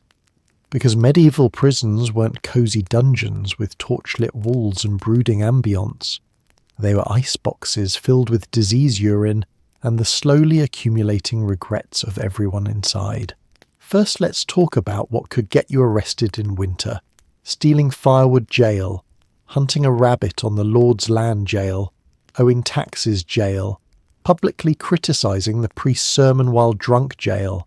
Existing too loudly near someone richer than you, probably jail.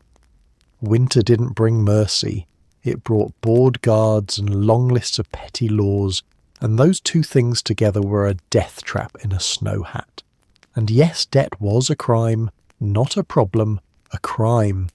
If you couldn't pay what you owed before the winter tithes, you were dragged off to the nearest holding cell and left there to reflect on your financial choices. There were no loans, no grace periods, no sympathetic credit officers named Steve. Just you, a dark stone room, a frozen bucket, and the echo of the guard laughing as he slammed the door shut. Prisons were not heated. They barely qualified as indoors. Picture a stone room with no windows, wet straw on the floor, and an ambient temperature somewhere between bone ache and liquid solidification. Some had holes in the wall for air. Others didn't bother and just let the mould handle ventilation. You slept on the floor, if you could call twitching and shivering, while surrounded by lice sleeping. You were given food twice a day, usually stale bread and water with a questionable floating object. Toilets, absolutely not. Prisoners relieved themselves in corners in buckets, or just wherever their dignity gave up first. The stench didn't linger, it owned the room. Rats moved in. Flies stayed active. Even in winter. The cold preserved the filth. It was like being cryogenically frozen in human waste. You didn't just fear the guards, you feared your cellmate's digestion. And here's the kicker, no one was coming to get you out.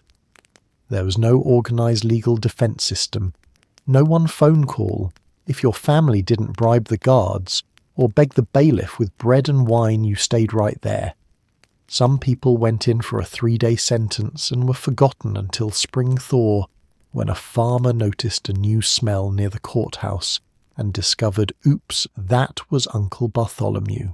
Justice moved slower in winter, roads were frozen, messengers got stuck, trials were postponed until people stopped dying of exposure on the way to court. So if you were arrested in December, you might not see a judge until April.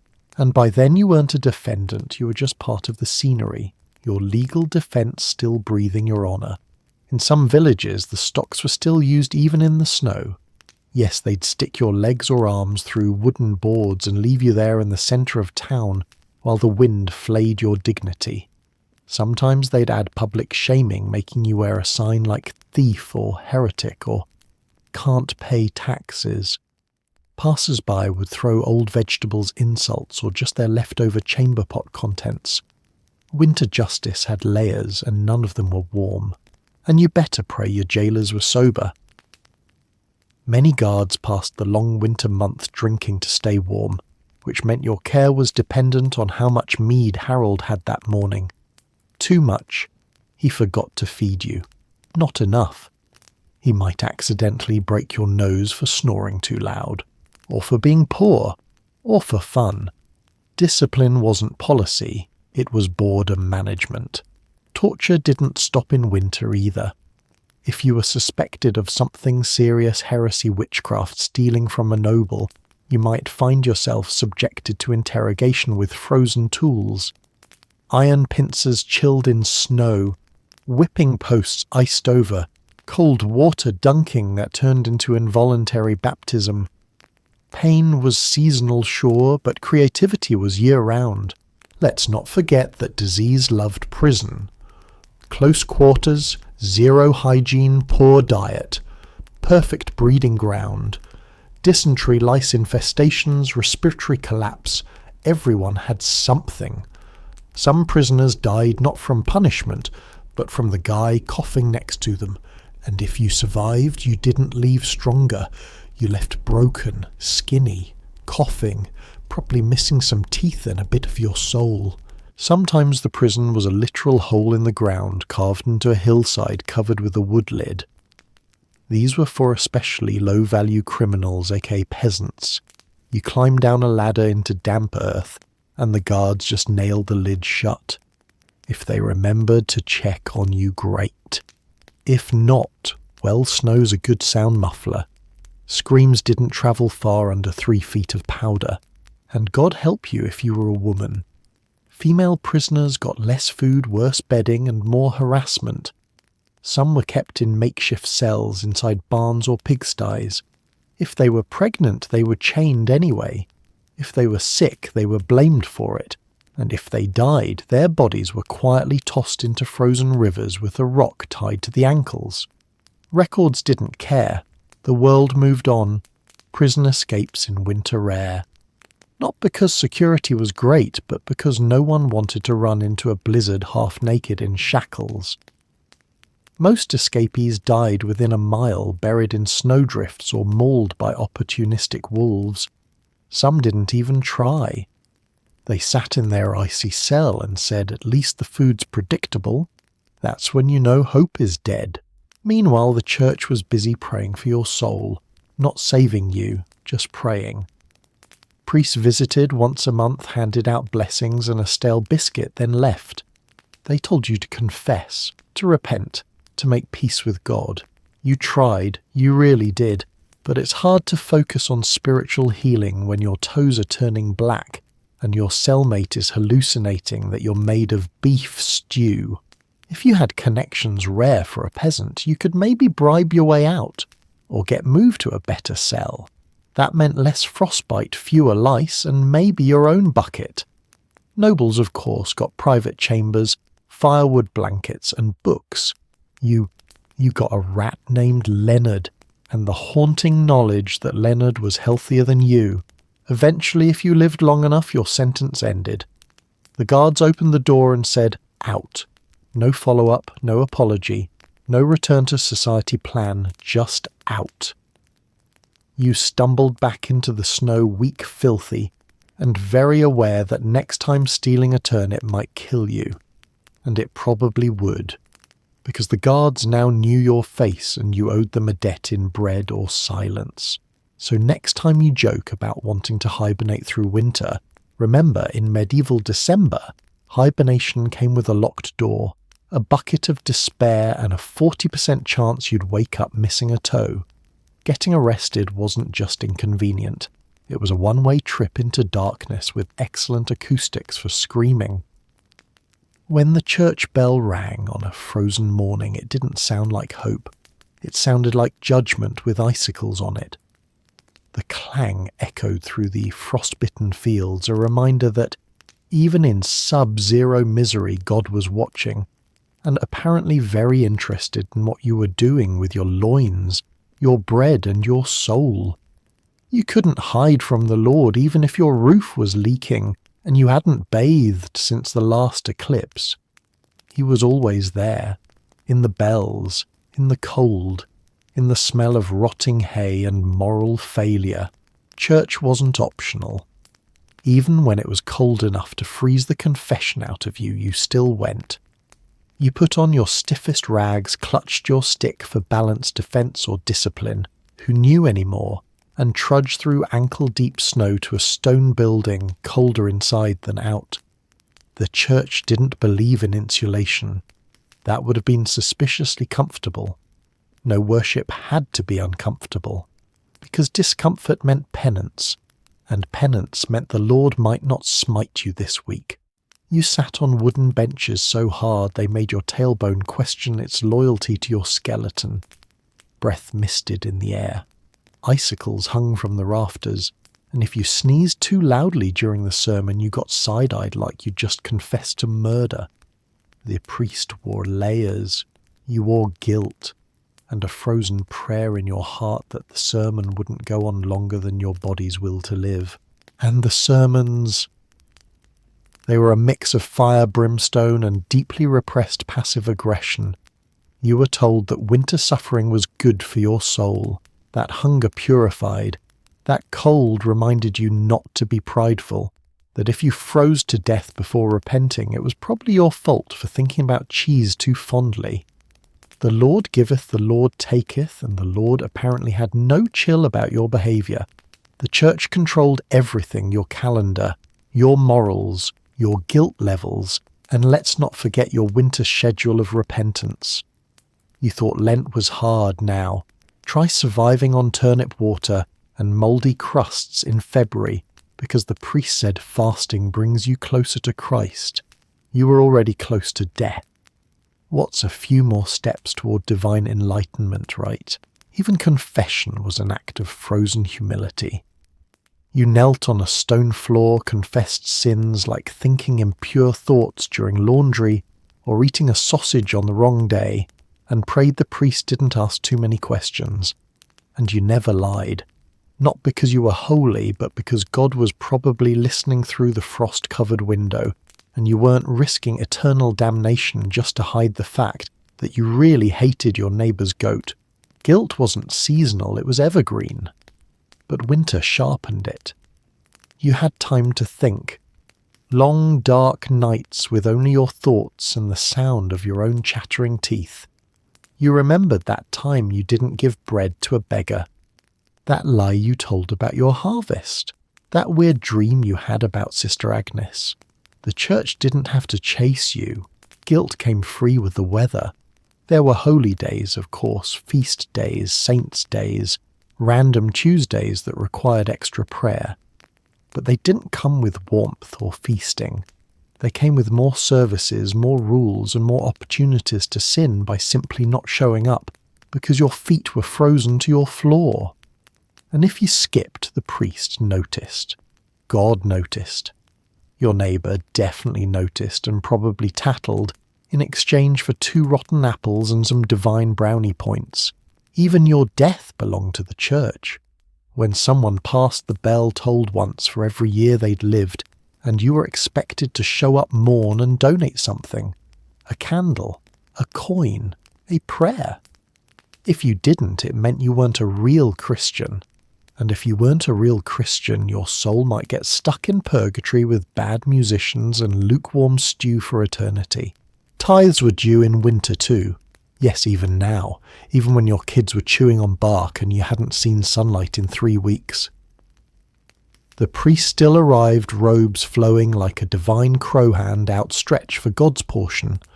That meant 10% of whatever you had. If all you had was 1 shriveled beet and a suspiciously skinny chicken, guess what God now wanted? Salad and wings. And you paid it. You always paid it. Because fear of divine wrath was stronger than hunger. If a priest said your misfortune was due to not tithing hard enough, you believed him. If your roof collapsed, it wasn't bad luck, it was punishment for letting your cousin borrow your knife without asking for a blessing first. Every tragedy had a moral backstory, and spoiler, you were always the villain.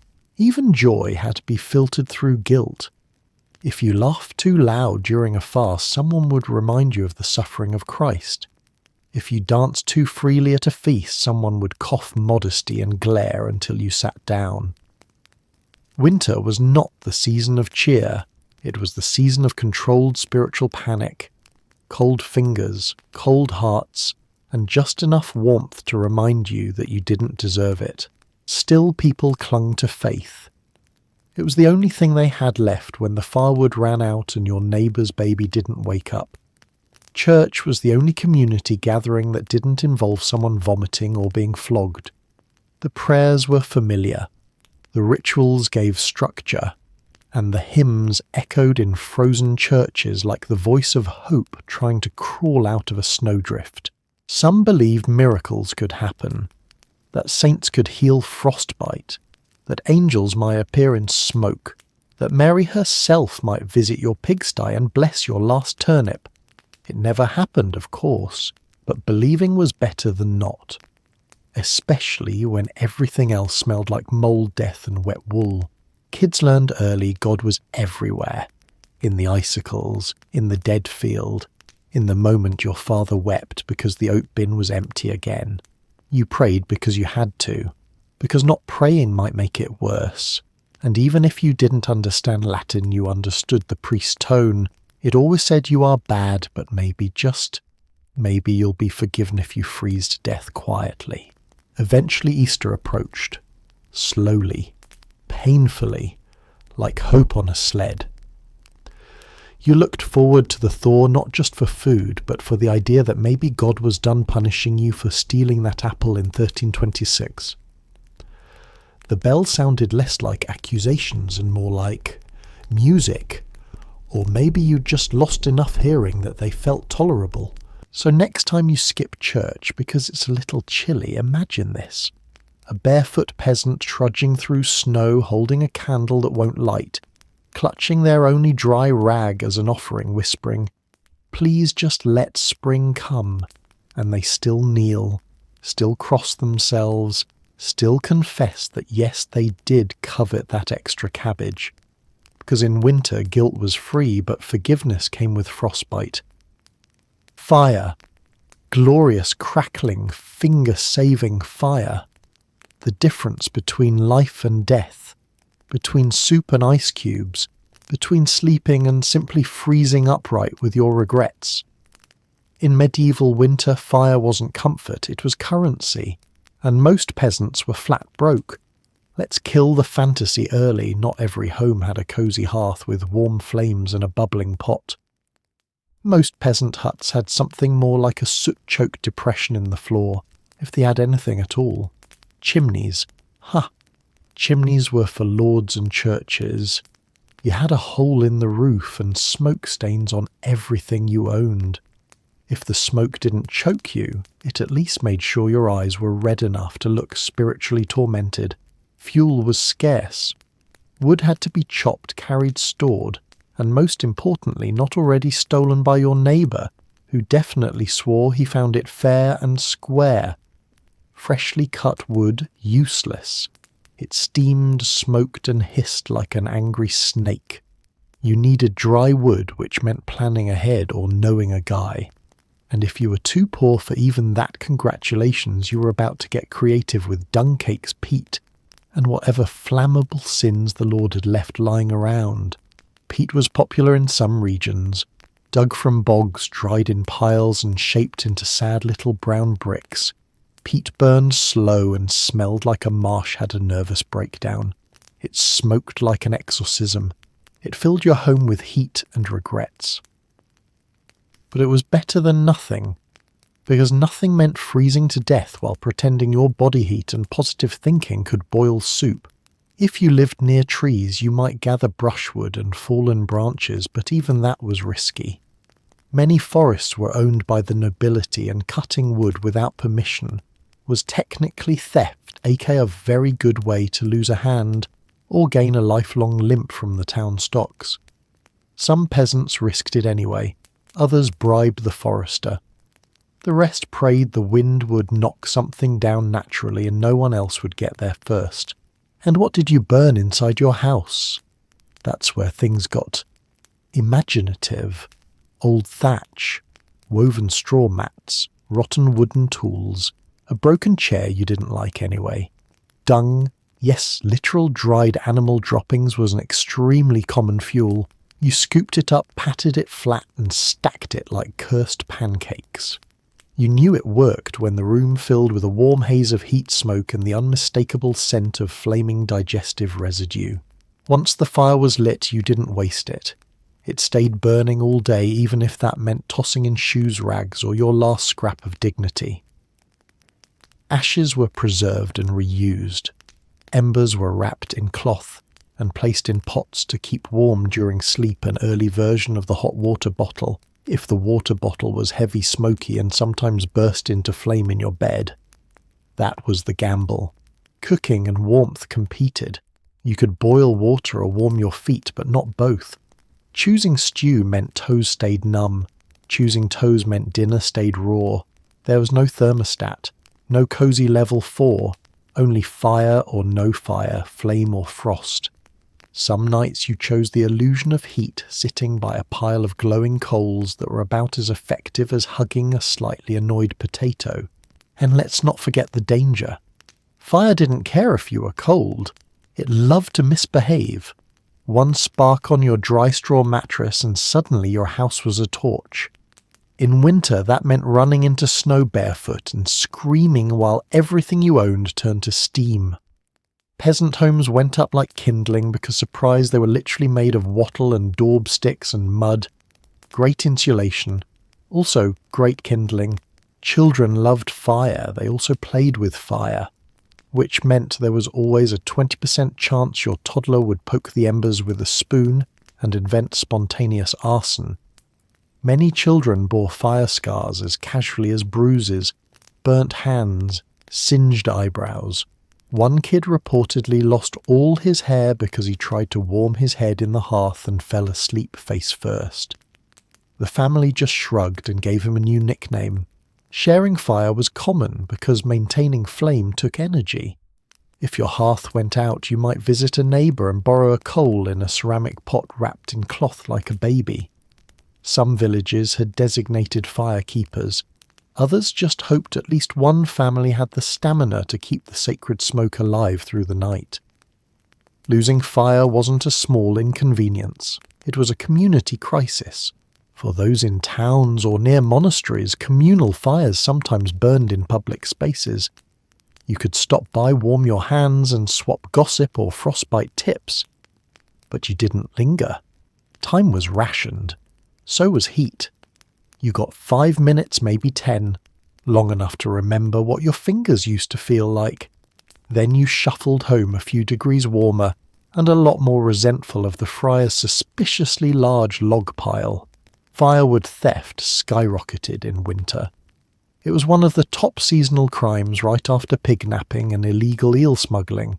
People stole from neighbours from the Lord's woods, even from grave markers. One man allegedly burned his own roof thatch to stay warm and tried to convince his wife it was structurally unsound anyway. She left him. The fire didn't. Wealthy homes had proper fireplaces, stone hearths, chimneys, iron pots, actual chairs that weren't on fire. They had enough wood to keep rooms warm and dry. They sat by the fire reading. Peasants sat near the fire, sobbing quietly while flipping a beet with a stick. Nobles toasted bread. Peasants toasted their socks and hoped it counted as a meal. But even the rich weren't immune to fire's chaos.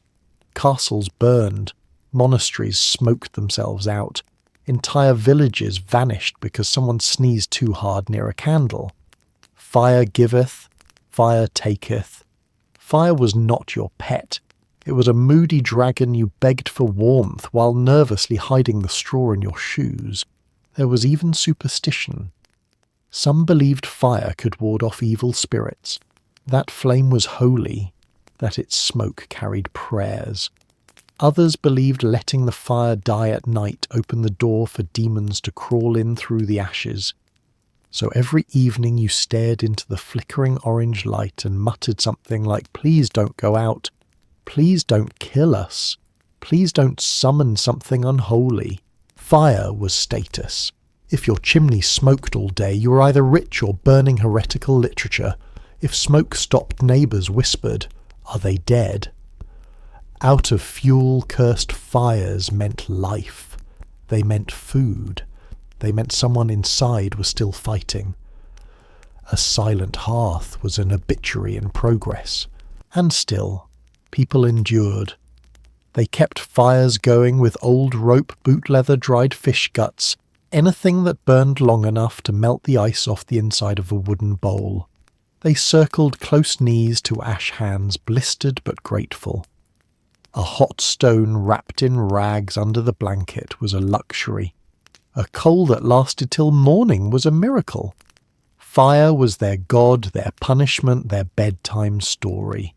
So the next time you flick your thermostat up a degree and sigh because it's a little drafty, remember this. In the winter of 1312, a peasant woman named Anwin burned her wedding dress to heat a pot of cabbage water, and it was the best meal she had all week. Fire wasn't warmth, it was hope, in smoke form.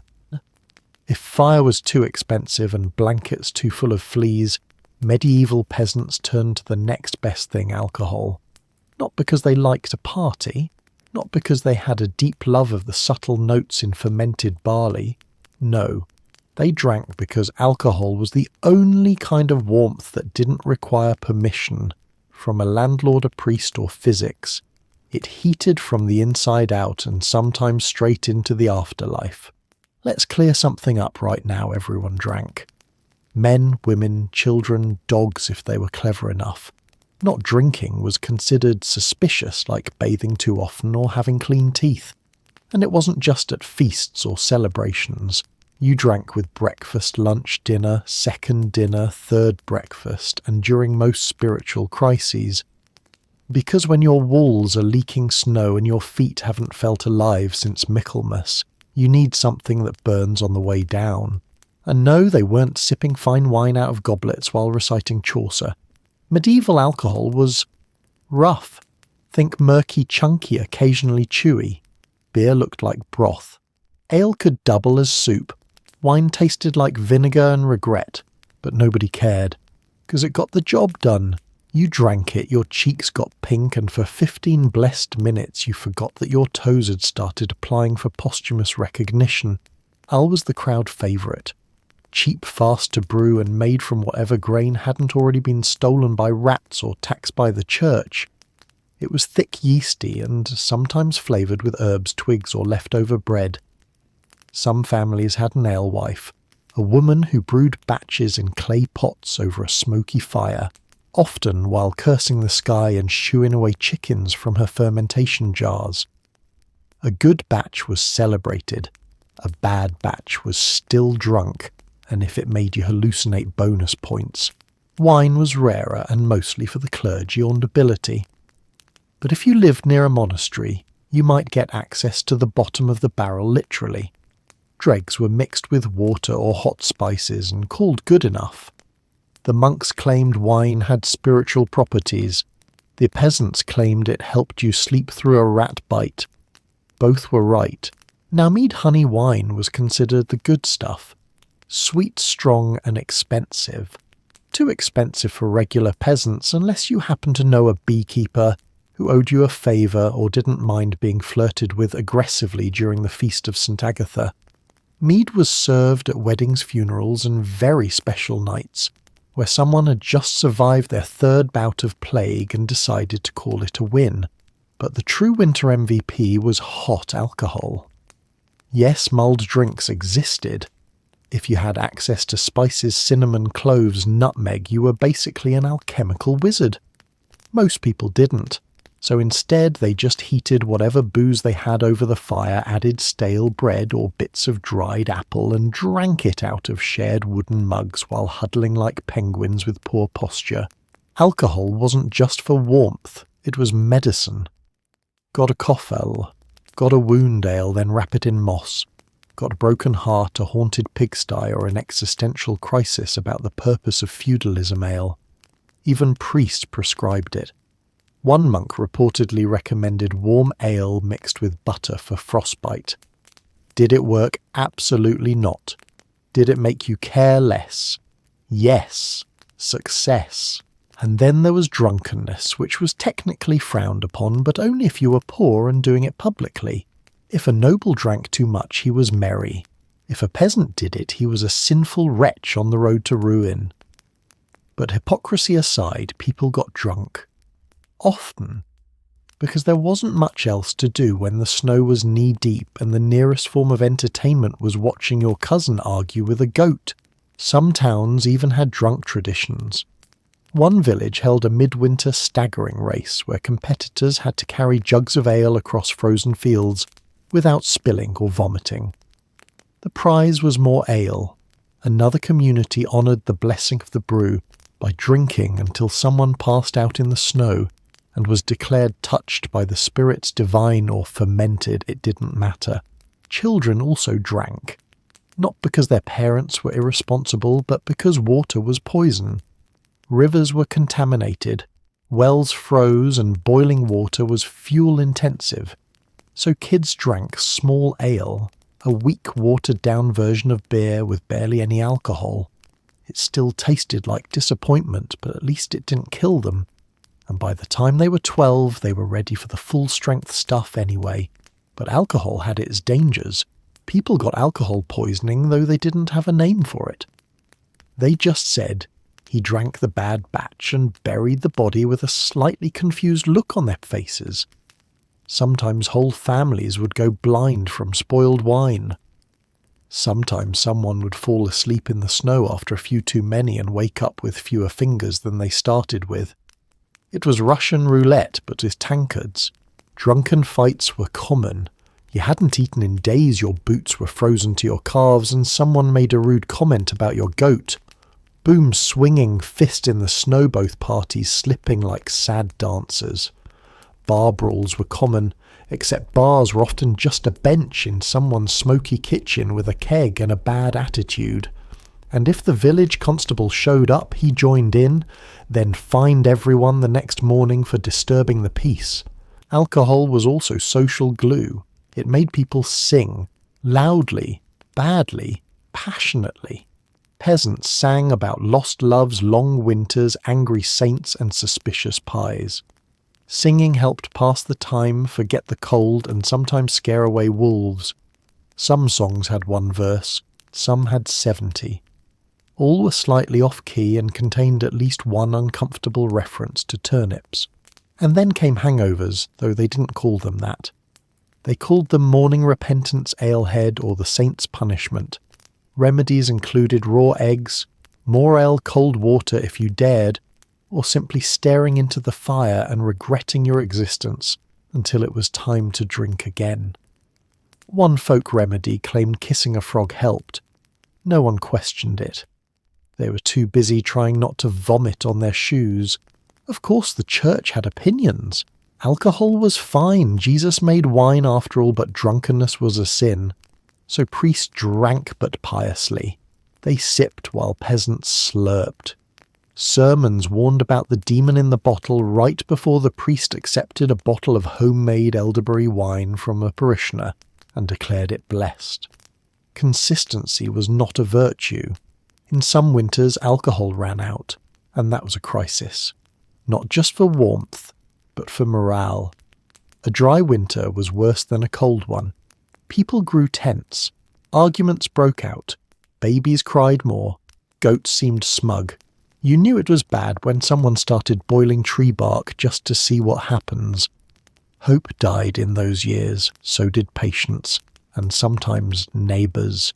But when ale flowed, life improved. Laughter returned. Fights got postponed. Rats seemed less terrifying. Bread tasted better. Your father told old stories that didn't end with someone being maimed. Your sister sang while stirring the pot. Your grandfather cried into his mug about the winter of '96, when the river froze so hard you could walk to France. You drank and you believed him. So the next time you pour yourself a fancy craft beer and complain it's a little hoppy, remember this: in the year 1317, a man named Osric drank boiled cabbage wine out of a hollowed gourd and declared it divine fire juice, because it made his fingers feel warm for the first time in 3 weeks. He then fell asleep in a goat pen. But for one glorious night, Osric was invincible. We like to romanticize wolves these days. Noble creatures. Symbols of wild freedom. Beautiful predators on calendars and overpriced t-shirts. But to the average medieval peasant trudging through knee-deep snow with a sack of turnips and frostbitten optimism, wolves weren't symbols, they were nightmares with teeth. They didn't howl at the moon for ambience. They howled because they were hungry, and so were you. Let's start with the obvious. The wolves were real. Not metaphors. Not myths. Actual fur-covered killing machines with a bad attitude and no interest in your tragic backstory. In winter, their usual prey deer rabbits, anything remotely edible either migrated, hibernated, or got eaten last week. That meant wolves started looking at villages like an all-you-can-eat buffet that just happened to come with fire and screaming. And you were basically meat wrapped in sadness, moving very slowly and sometimes dragging a bleeding goat. Perfect target. Wolves didn't need much. One glimpse of weakness, a limp, a delay, a lost torch, and they were on you. Not in a majestic circle of life way, but in a we're going to test how fast you can climb a tree with frostbitten fingers and a loaf of bread in your mouth kind of way. Forget fairy tales. Wolves didn't wait for dramatic tension. They attacked in groups, packs, coordinated, intelligent, and alarmingly silent until it was far too late. You'd be walking home from the tavern half drunk on cabbage beer, and suddenly the woods would go quiet. Too quiet. That's when you knew you were being watched by something with better night vision and fewer moral dilemmas than you. There were wolf seasons times when sightings spiked, usually during the dead of winter. The colder the winter, the bolder the wolves. Some packs learned to follow travellers for miles, waiting for them to collapse or wander too far from the fire. Others got creative, creeping into villages under cover of snowstorms, stealing chickens, dragging off weak animals. And sometimes people. Yes, people. Whole stories exist of peasants found half-eaten in ditches, children snatched from behind barns, shepherds disappearing in the woods, leaving behind only a blood-stained mitten and a lot of questions. Wolves didn't discriminate. If you were alone, small, or making too much noise in the dark, you were snack-sized. Now you might be thinking, why didn't they just stay inside? Oh, they tried. But life didn't stop because of fear. You still had chores, water to fetch, wood to gather, animals to check on. And the second you stepped outside the warmth of your fire, you were back in the food chain, standing near the bottom with nothing but a rusty knife and bad luck. Guards' walls. Nope. Most peasant villages had no protection beyond a good barking dog and a couple of loud neighbours. Some places built wolf traps, pits lined with spikes and baited with rotting meat.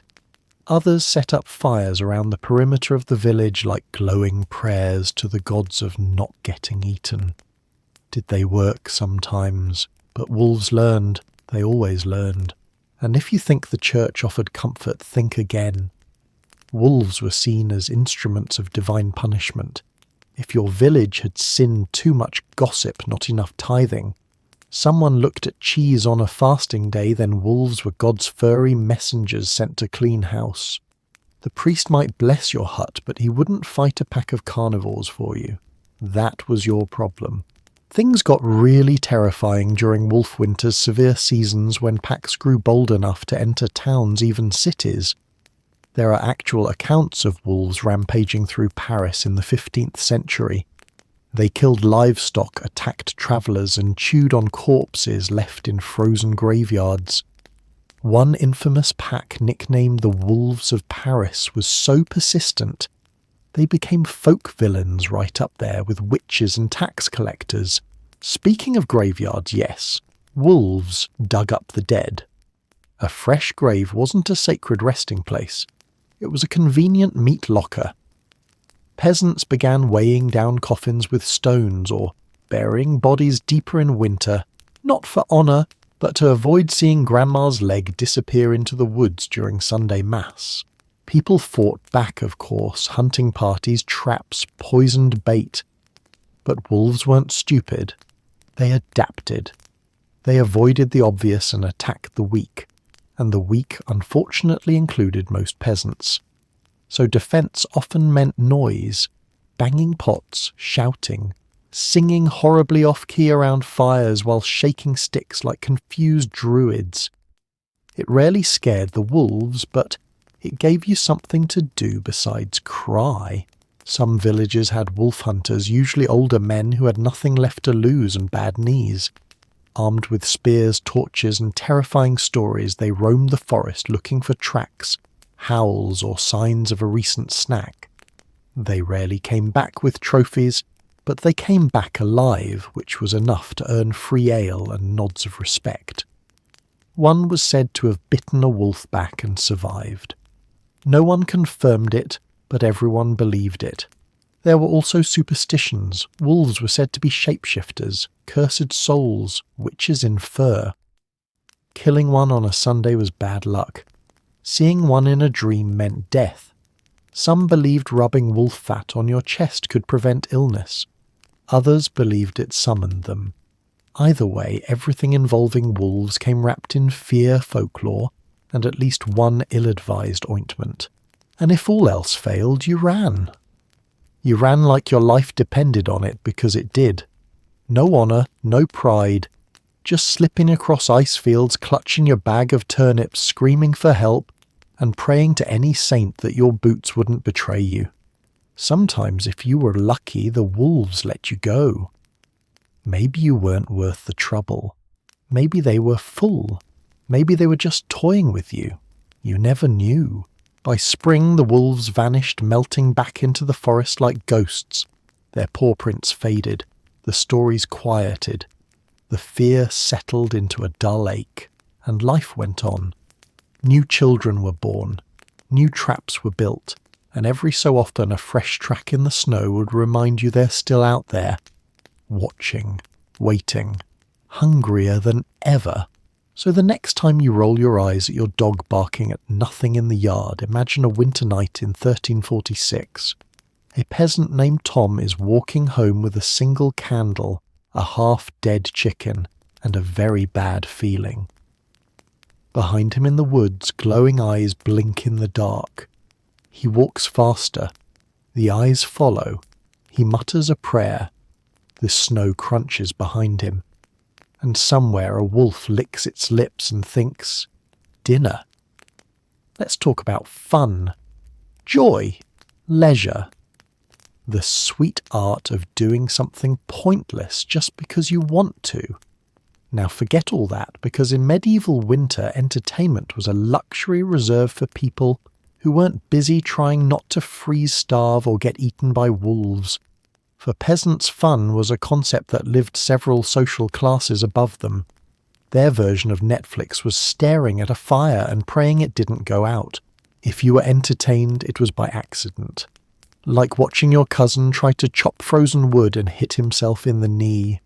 Or listening to the sound of your neighbour screaming because he sat on a goat horn in the dark. These moments were gold. They made the misery briefly funny, because nothing says family bonding like laughing at someone else's mild injury while chewing on a turnip stub. Indoor games. Sure, if you were lucky enough to have a dry floor and nothing urgent trying to kill you. Kids played with bones, literally. Dried sheep knuckles tossed like dice used in games with complex rules no one fully remembered. Adults sometimes joined, but only after they'd checked for frostbite and finished crying about the oat supply. There was also singing, but it was less fun song and more melancholy dirge with the rhythm because someone had to keep beat while churning. And you better believe the fireplace was the stage. If anyone had a story, they told it at night by firelight, with dramatic pauses and way too much emphasis on how their uncle lost a toe in 42. Folk tales, ghost stories, legends about saints who performed small unimpressive miracles. And lo, he turned a spoiled cabbage into 2 spoiled cabbages. Applause. It wasn't exactly Shakespeare, but it was something to listen to besides your stomach. Dancing. Technically, yes, but let's clarify, this wasn't waltzing under starlight. This was 2 people stomping on a hard dirt floor, while everyone else clapped and tried to ignore the roof, leaking directly into the soup. Music was whatever someone could manage on a flute, a lute, or a badly tuned string tied to a stick. Rhythm came from stomping, slapping, or banging on pots. You danced to stay warm. You stopped when someone passed out. Reading, reading. You absolute optimist. Books were rare, expensive, and written in Latin. If you could read, you were probably a monk, and your idea of a good time was translating Romans while trying not to die from ink poisoning. The average peasant was lucky if they could recognise their own name when carved on a pig. For entertainment that involved 0 calories, there was chores that looked slightly different. Carving little figures from wood, braiding straw into things that vaguely resembled baskets, repairing clothes with patches from other clothes that were already 80% patch. Was it fun? No. But it passed the time. and if your hands were busy you couldn't use them to strangle your brother during a stew argument. Gossip was Olympic-level entertainment. Someone's chicken disappeared scandal. A couple slept separately divorce rumours. Old mags wore 2 scarves instead of 1 witchcraft. Villages were tight, frozen and bored. Everyone knew everyone's business whether they wanted to or not. And sharing that business over a cup of hot cabbage beer was the medieval version of reality TV, except with fewer filters and more boils. Sometimes a travelling bard or juggler braved the cold and showed up with music stories and minimal dignity. They were treated like celebrities.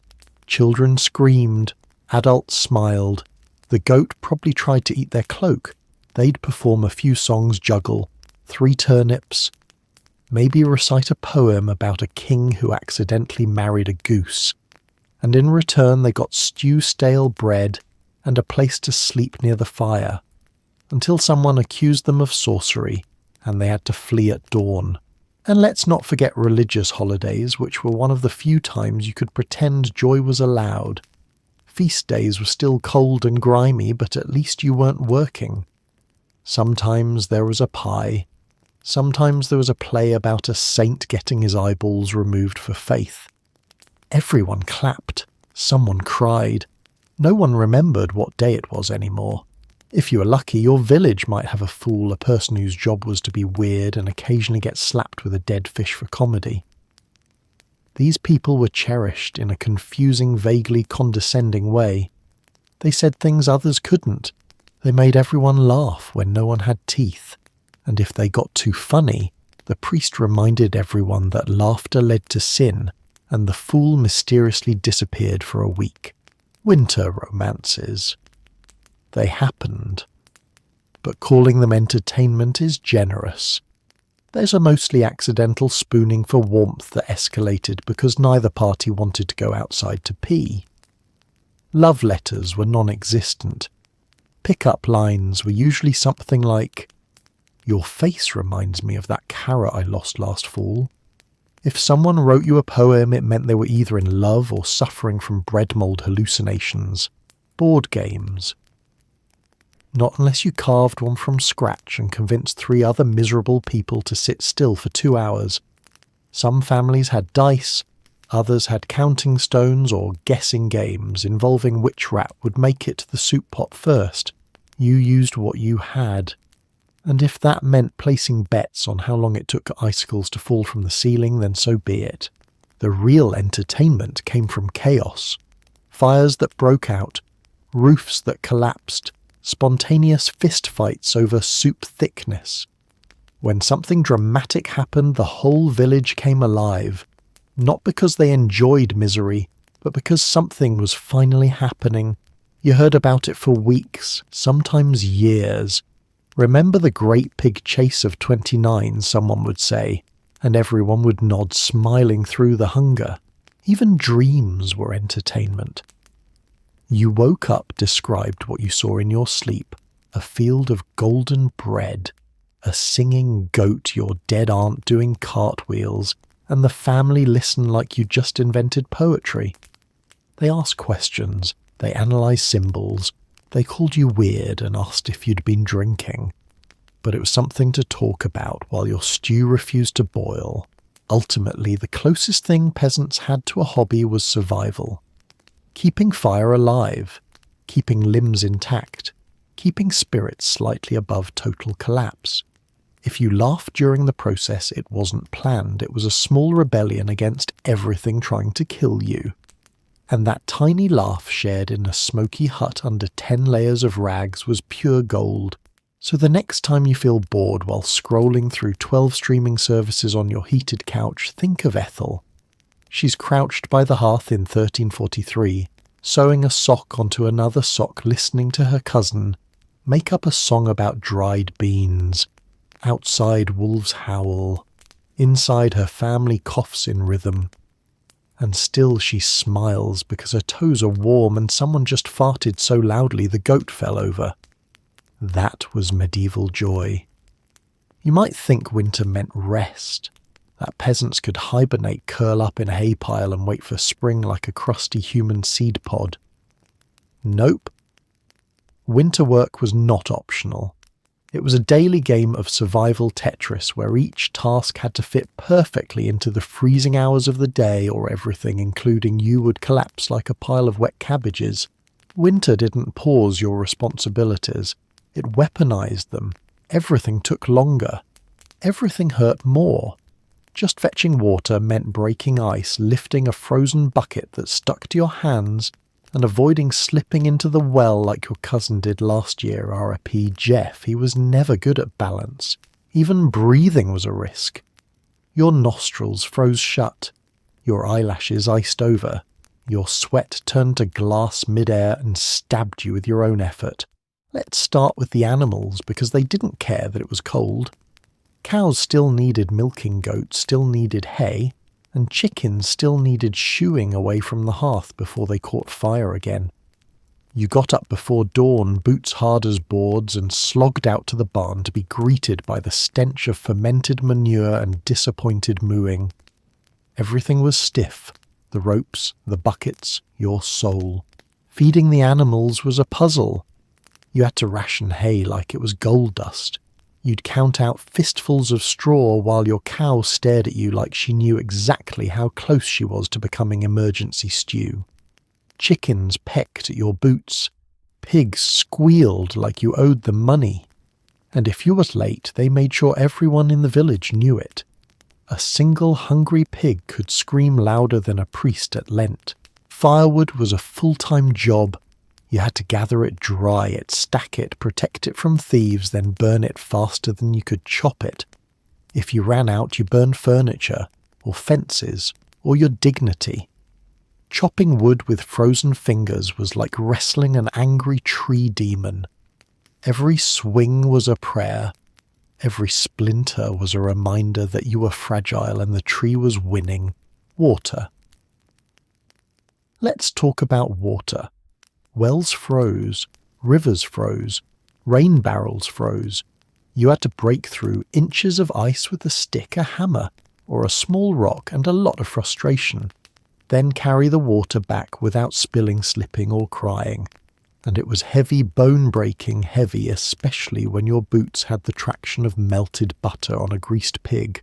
And then there was clothing maintenance. Every night someone sat near the fire, stitching, patching, or just weeping into a holy sock. Clothes had to last. You couldn't just replace your trousers because you sat on a spike while chasing a goose. You repaired them. Again, and again, and again. Until your tunic had more stitches than fabric, and told the story of your entire year like a miserable patchwork diary. Indoor tasks didn't mean warmth. They meant a different kind of suffering. Grinding grain with frozen hands, spinning wool until your fingers bled, shelling beans so dry they cracked like bones. Everything was manual, everything was slow, and every hour you spent not doing it was an hour closer to starvation. There was no such thing as downtime. There was only downhill time if you messed this up. Cooking was another puzzle. You had to plan it round the fire schedule, the food supply, and your emotional stability. Some days you didn't cook, you assembled survival boiled oats, frozen cabbage, a chunk of old cheese with a knife mark from someone just checking the texture. You needed to stretch every meal like it was made of elastic. A pot of stew had to last 3 days and somehow taste better the longer it sat. It never did. But you told yourself that. Children were not helpful. They were freezing filthy and full of questions you didn't have time to answer. You handed them simple jobs, fetching kindling, stirring pots, watching for wolves. Sometimes they did them. Sometimes they tried to eat the kindling, or stir the pot with a boot, or cry until someone wrapped them in a damp cloak and pretended it was perfection. Illness didn't stop the work, it made it harder. If you had a fever, you still fed the chickens. If your leg was infected, you hobbled to the woods for sticks. And if someone else was sick, guess what? You now did their chores too, because cows don't understand he's got the plague. They just want to be milked. And if you didn't, they'd scream loud enough to summon the devil or at least your neighbour who already thought you were lazy. Then there was repair work, roof leaks, fence breaks, door hinges snapping like cheap pretzels in the cold. Every morning was a new surprise. The wind found a new way in. The rats found a new way up. You didn't fix things because you wanted to, you fixed them because if you didn't, something would die. And sometimes that something was you. And don't forget the Lord's work. No, not God, your actual Lord. The guy who technically owned your land, your house, and most of your livestock's better moods. If he demanded extra labour in winter wood delivery, snow clearing, pig tax you obeyed, or you paid in bread eggs or emotional trauma, refusing wasn't an option. Too cold wasn't an excuse. Neither was my hand fell off yesterday. The only way to survive winter was to plan like a chess master with frostbite. Every hour had to be accounted for. Every task stacked on top of the next like firewood in a collapsing tower of stress. You had to think days ahead. What if it snows tomorrow? What if the fire dies? What if the baby eats all the onions? What if a wolf comes? What if you collapse? You could rest, but only when the work was done, which it never was. So you snatch sleep like a thief.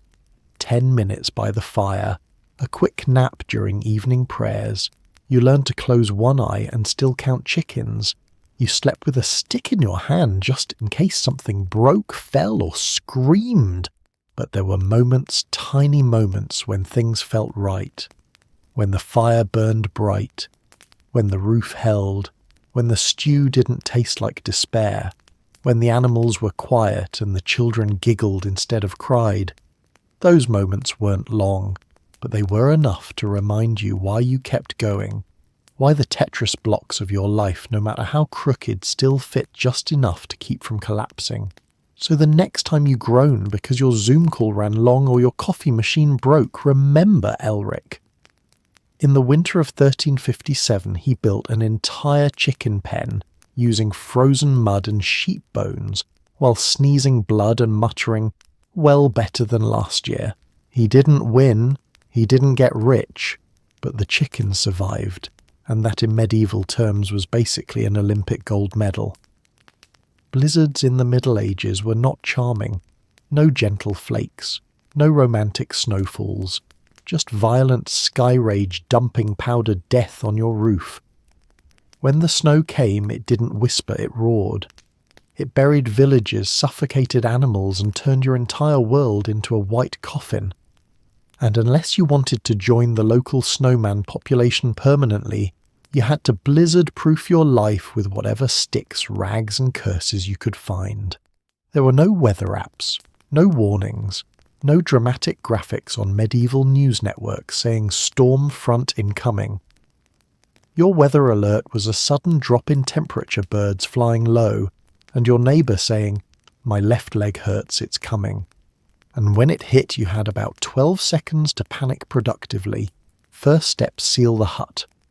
Which sounds good in theory until you remember your walls are made of mud and sticks, and your door is basically a wooden suggestion held together by moss and desperation. So you grabbed what you had, dung, straw, wet cloths, and jammed them into every crack and hole like you were plugging a sinking ship made of sadness. You lined the base of the walls with hay bales if you were lucky, animal carcasses if you weren't. Windows hilarious. Most peasants didn't have them, and if they did, they were just holes with fabric over them flapping in the wind like medieval surrender flags. You'd hammer shutters shut with frostbitten fingers, stuff rags into the gaps, and pray the wind didn't decide to relocate your house. And still the cold slithered in like a ghost that hated joy. Then came roof duty, which meant climbing up with a rake of broom, or your little brother tied to a rope and clearing off snow before the weight collapsed everything you loved. That's if you had a roof. Thatch absorbed moisture like a depressed sponge, snow piled on it like whipped cream on a grudge. Every year someone fell through their own ceiling while trying to save it. Every year someone said, "We should really fix this before next winter," and every year they didn't. Inside you moved everything inward. beds, animals, firewood, family members you'd been avoiding. It was now a central camp, the hearth at the heart, with everyone stacked around it, like some weird medieval lasagna of limbs and bad smells. The fire had to stay lit.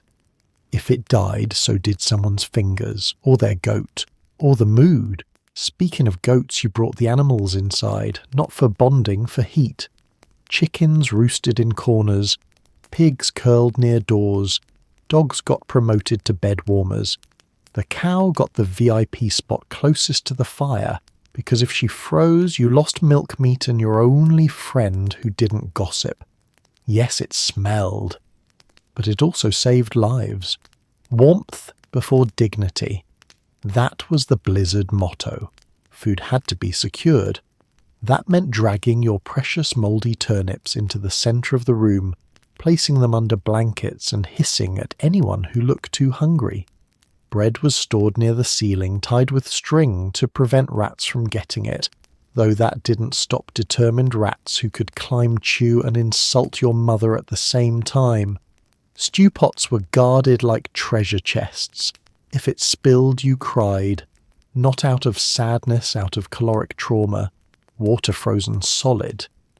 If you forgot to bring in a barrel before the storm hit, congrats. Now you had an ice boulder. You'd chip at it with a knife, boil it over the fire, and get maybe 1 cup of drinkable liquid after an hour of aggressive slush management. No one was hydrated. Everyone had chapped lips, cracked hands, and the patience of a half-thawed badger. Clothing became architecture. You layered everything. Shirts over tunics, over cloaks, over whatever fabric wasn't currently on fire.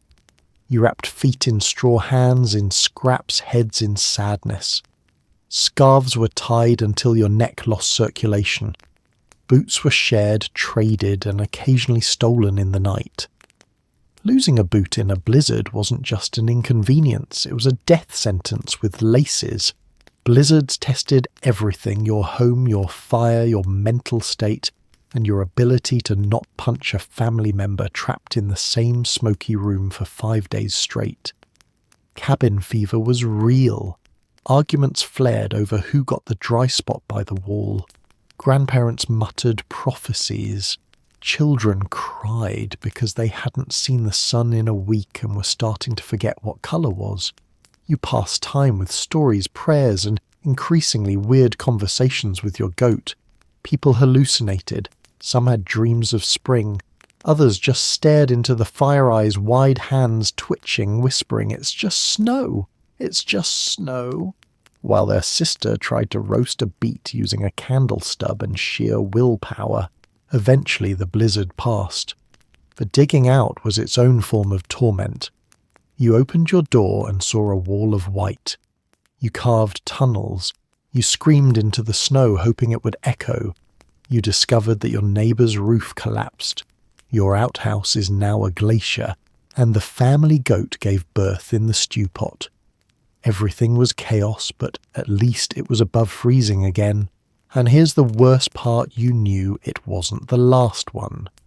There was always another storm coming, another freeze, another mad dash to seal the door, hoard the potatoes, and pretend you weren't one snowflake away from a complete breakdown.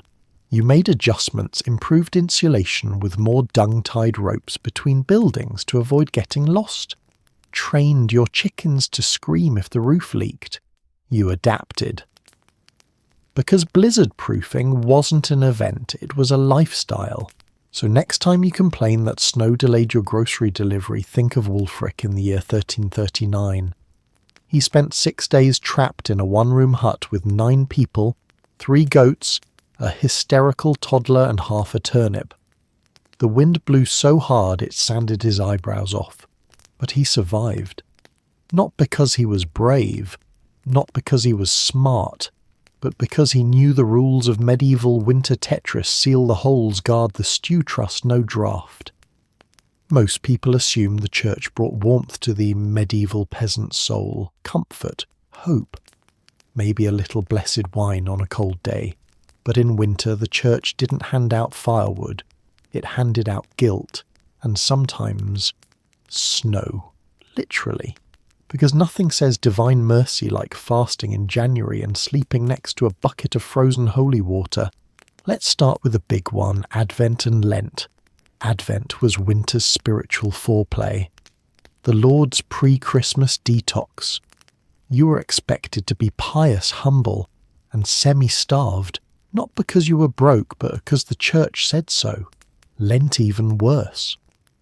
Imagine already surviving on onion broth and mouldy oats and then being told give that up too. Jesus would want you hungry. They didn't cancel fasts just because it was freezing. In fact, they doubled down on suffering. Pain was purifying. Cold built character. And if your stomach growled loud enough to wake the saints, well good. That meant your soul was thawing. If you died while fasting during a blizzard, they didn't say poor soul, they said, well, at least he's skipping purgatory. Meanwhile, the church calendar was jammed with feast days. You think that meant food and celebration. Ha! It meant more rules. No meat here, no dairy there, no smiling too much during the feast of St. Bitterface. The peasants didn't celebrate feasts with actual feasting.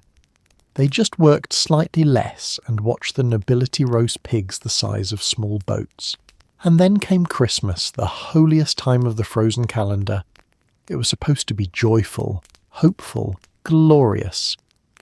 Except most peasants were cold hungry and wondering why baby Jesus was born into hay and somehow made it look luxurious. You meanwhile were sharing bed space with a goat and half your extended family wondering if it was blasphemy to envy livestock. Midwinter Mass was the main event. You dressed in your least sodden rags, stumbled to the church in the dark and prayed your toes wouldn't die before the sermon ended. The priest was warm. The altar boys were half asleep. You were somewhere between frozen and hallucinating. The choir sang slightly off-key carols while snow fell through the broken roof.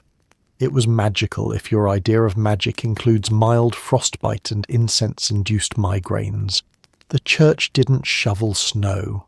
That was your job. God made the snow. You made it go away. The path to the church had to be clear.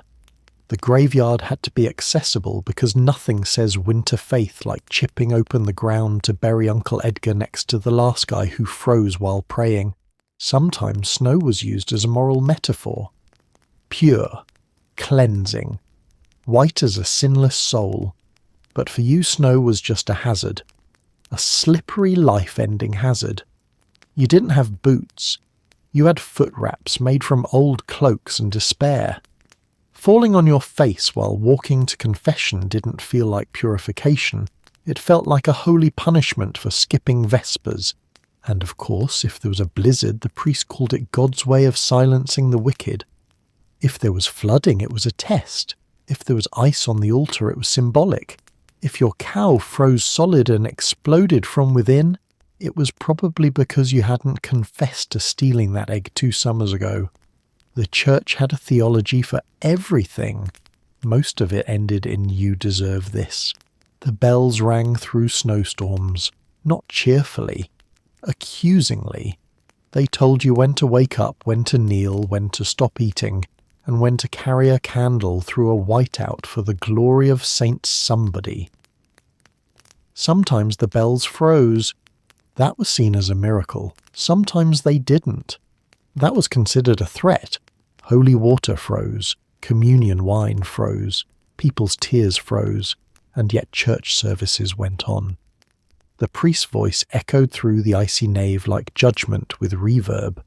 You stood, you sat, you knelt, you sneezed quietly, and hoped it wasn't considered demonic.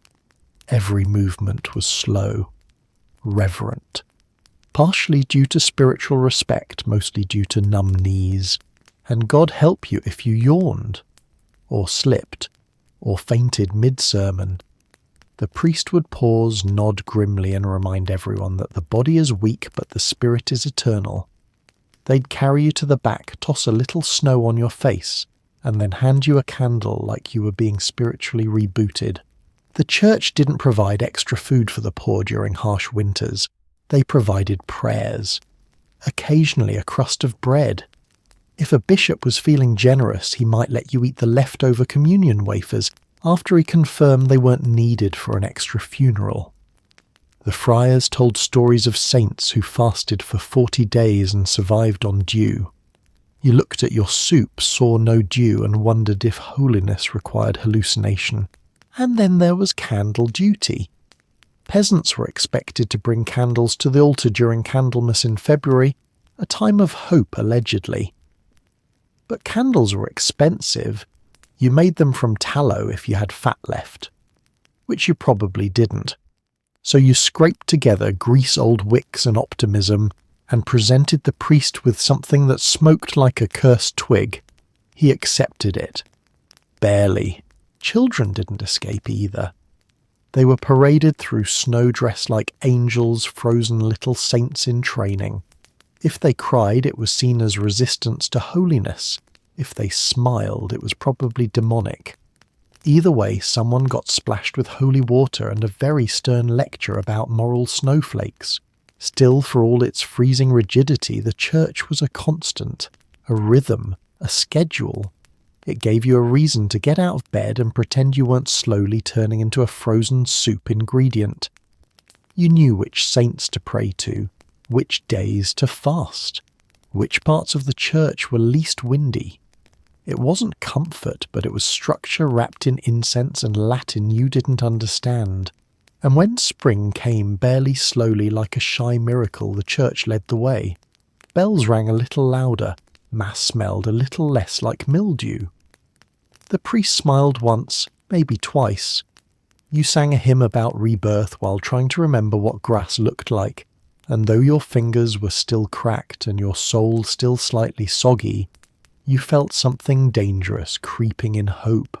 So next time you complain that your Christmas service ran a little long, think of Marjorie in 1294, kneeling in a church with icicles on her veil, holding a candle made of sheep lard, listening to a sermon about fire and eternal damnation, while her left foot slowly died. And still she whispered, Amen. Because in medieval winter, faith wasn't about joy. It was about surviving long enough to see the snow melt.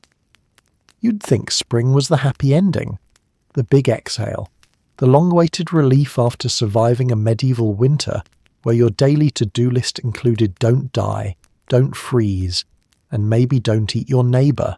But no, spring wasn't salvation. Spring was the final boss.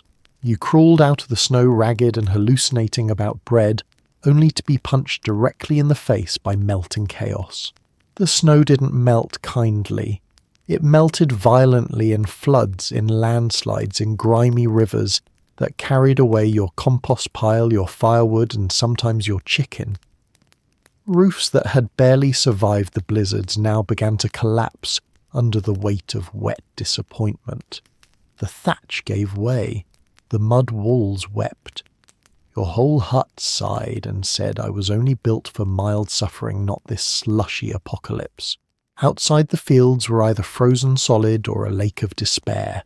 You needed to plant like yesterday, but the soil had the consistency of cow snot and smelled roughly the same. If you stepped wrong, you'd sink up to your knees in mud, lose a boot, and possibly your dignity. If you were lucky, someone pulled you out. If not, you had to crawl out like a half-born swamp creature and pretend you meant to take a nap in your own turnip trench. And the animals, oh, they were feral by now. Pigs had cabin fever. Chickens had declared war. Goats were climbing onto roofs just to feel something again. You had to reassert dominance over livestock that had spent 3 months indoors plotting your downfall in the dark. The cow stared at you like she'd seen too much. She had. We all had. Then came the spring diseases. You survived the frostbite, the wolves, and the despair stew, only to be knocked flat by melt fever or swamp lung or whatever weird rash the neighbours gave us this time. Filthy runoff water seeped into everything. Your well tasted like history and horse urine. People coughed. Babies cried. Elders looked at the sky and said, not this again. And yet, you had to work. Fields wouldn't plough themselves. Animals wouldn't breed politely on command. You had to sow seeds with hands still cracked from winter shoulders, still bruised from hauling firewood, and knees that audibly popped every time you bent down. It was like going into battle with spoons and hoping the wheat would take pity on you. Every task was a crisis. The ox had gone rogue. The plough was broken. The only usable hoe was being used as a door brace, and no one could remember how doors even worked now that they weren't frozen shut. You improvised. You cursed. You tied things together with string hope and old prayers whispered through clenched teeth. And that's when the taxes arrived. Because guess who didn't take a season off the Lord? His men showed up on horseback, dry and smug, demanding rent-grain chickens, and possibly your last crumb of joy. Didn't matter if you hadn't harvested yet. Didn't matter if your barn collapsed into a goose pond. Pay up or face punishment, which could range from fines to beatings to mandatory participation in goose-catching festival, which was somehow worse. Let's not forget the church, which emerged from its incense-scented lair and reminded you that you owed tithes. Spring was the season of gratitude, they said. Time to thank God for new life by donating food you hadn't grown yet. If you hesitated, the priest would remind you that your miserable, frostbitten existence was only possible through divine mercy, and mercy came with a suggested donation. Meanwhile, neighbours went feral. Spring meant gossip arguments and disputes over whose fence fell into whose mud pit. Everyone was tired. Everyone was angry. Someone stole someone else's sheep, and now you had to attend a village mediation that ended in 3 people wrestling in mud and someone's grandma cursing everyone in Latin. And yet, despite the chaos, there were signs. Tiny annoying signs that the world was waking up. Buds on trees, the sound of birds that weren't ravens, patches of grass that didn't immediately sink underfoot, and colour, actual colour. After months of grey-brown and off-grey, you saw green. It almost made you cry. Except you were dehydrated and too tired to produce tears. Children, now free to run outside, promptly got sick or lost. You'd find them chasing frogs into icy ditches or falling into manure puddles like tiny mud demons. Teenagers returned to their favourite hobby, falling in love with each other inappropriately and carving initials into everything. Babies were suddenly everywhere. Some were yours, others were someone else's problem. But they screamed with vigour, which meant the cycle of life had restarted, whether you were ready or not. You celebrated May Day if you made it that far. Dancing, singing, a pole with ribbons. People drank until they forgot their knees still hurt. For one glorious hour, everyone pretended they weren't broken, and one frost away from snapping like overcooked beans. Then someone passed out in a pig trough and the moment was over. Spring was supposed to feel like victory. It didn't. It felt like recovery from war. You weren't reborn. You were limping into sunlight, blinking like a mole dragging a rake and mumbling about mildew. Everything hurt. Everything smelled. But you were alive. And in medieval terms, that was the definition of thriving. You began again. Planting, fixing, hoping. You told yourself this year would be better. This crop would grow. This goat wouldn't die mysteriously in a barrel. You sharpened your tools. You patched your clothes. You looked at the sky with both awe and suspicion. Because if spring had taught you anything, it was this life doesn't wait for you to heal. It just thaws out and keeps moving. So the next time you say spring is in the air, imagine Oswin in 1311 waist deep in mud shouting at a goose sneezing into his only shirt while trying to pull a cart full of manure uphill, using a donkey that absolutely hated him. The sun was shining. The birds were chirping, his pants were falling off, and he still whispered, "Well, it's better than winter." That was medieval spring. That was survival. That was the final boss. And somehow Oswin won.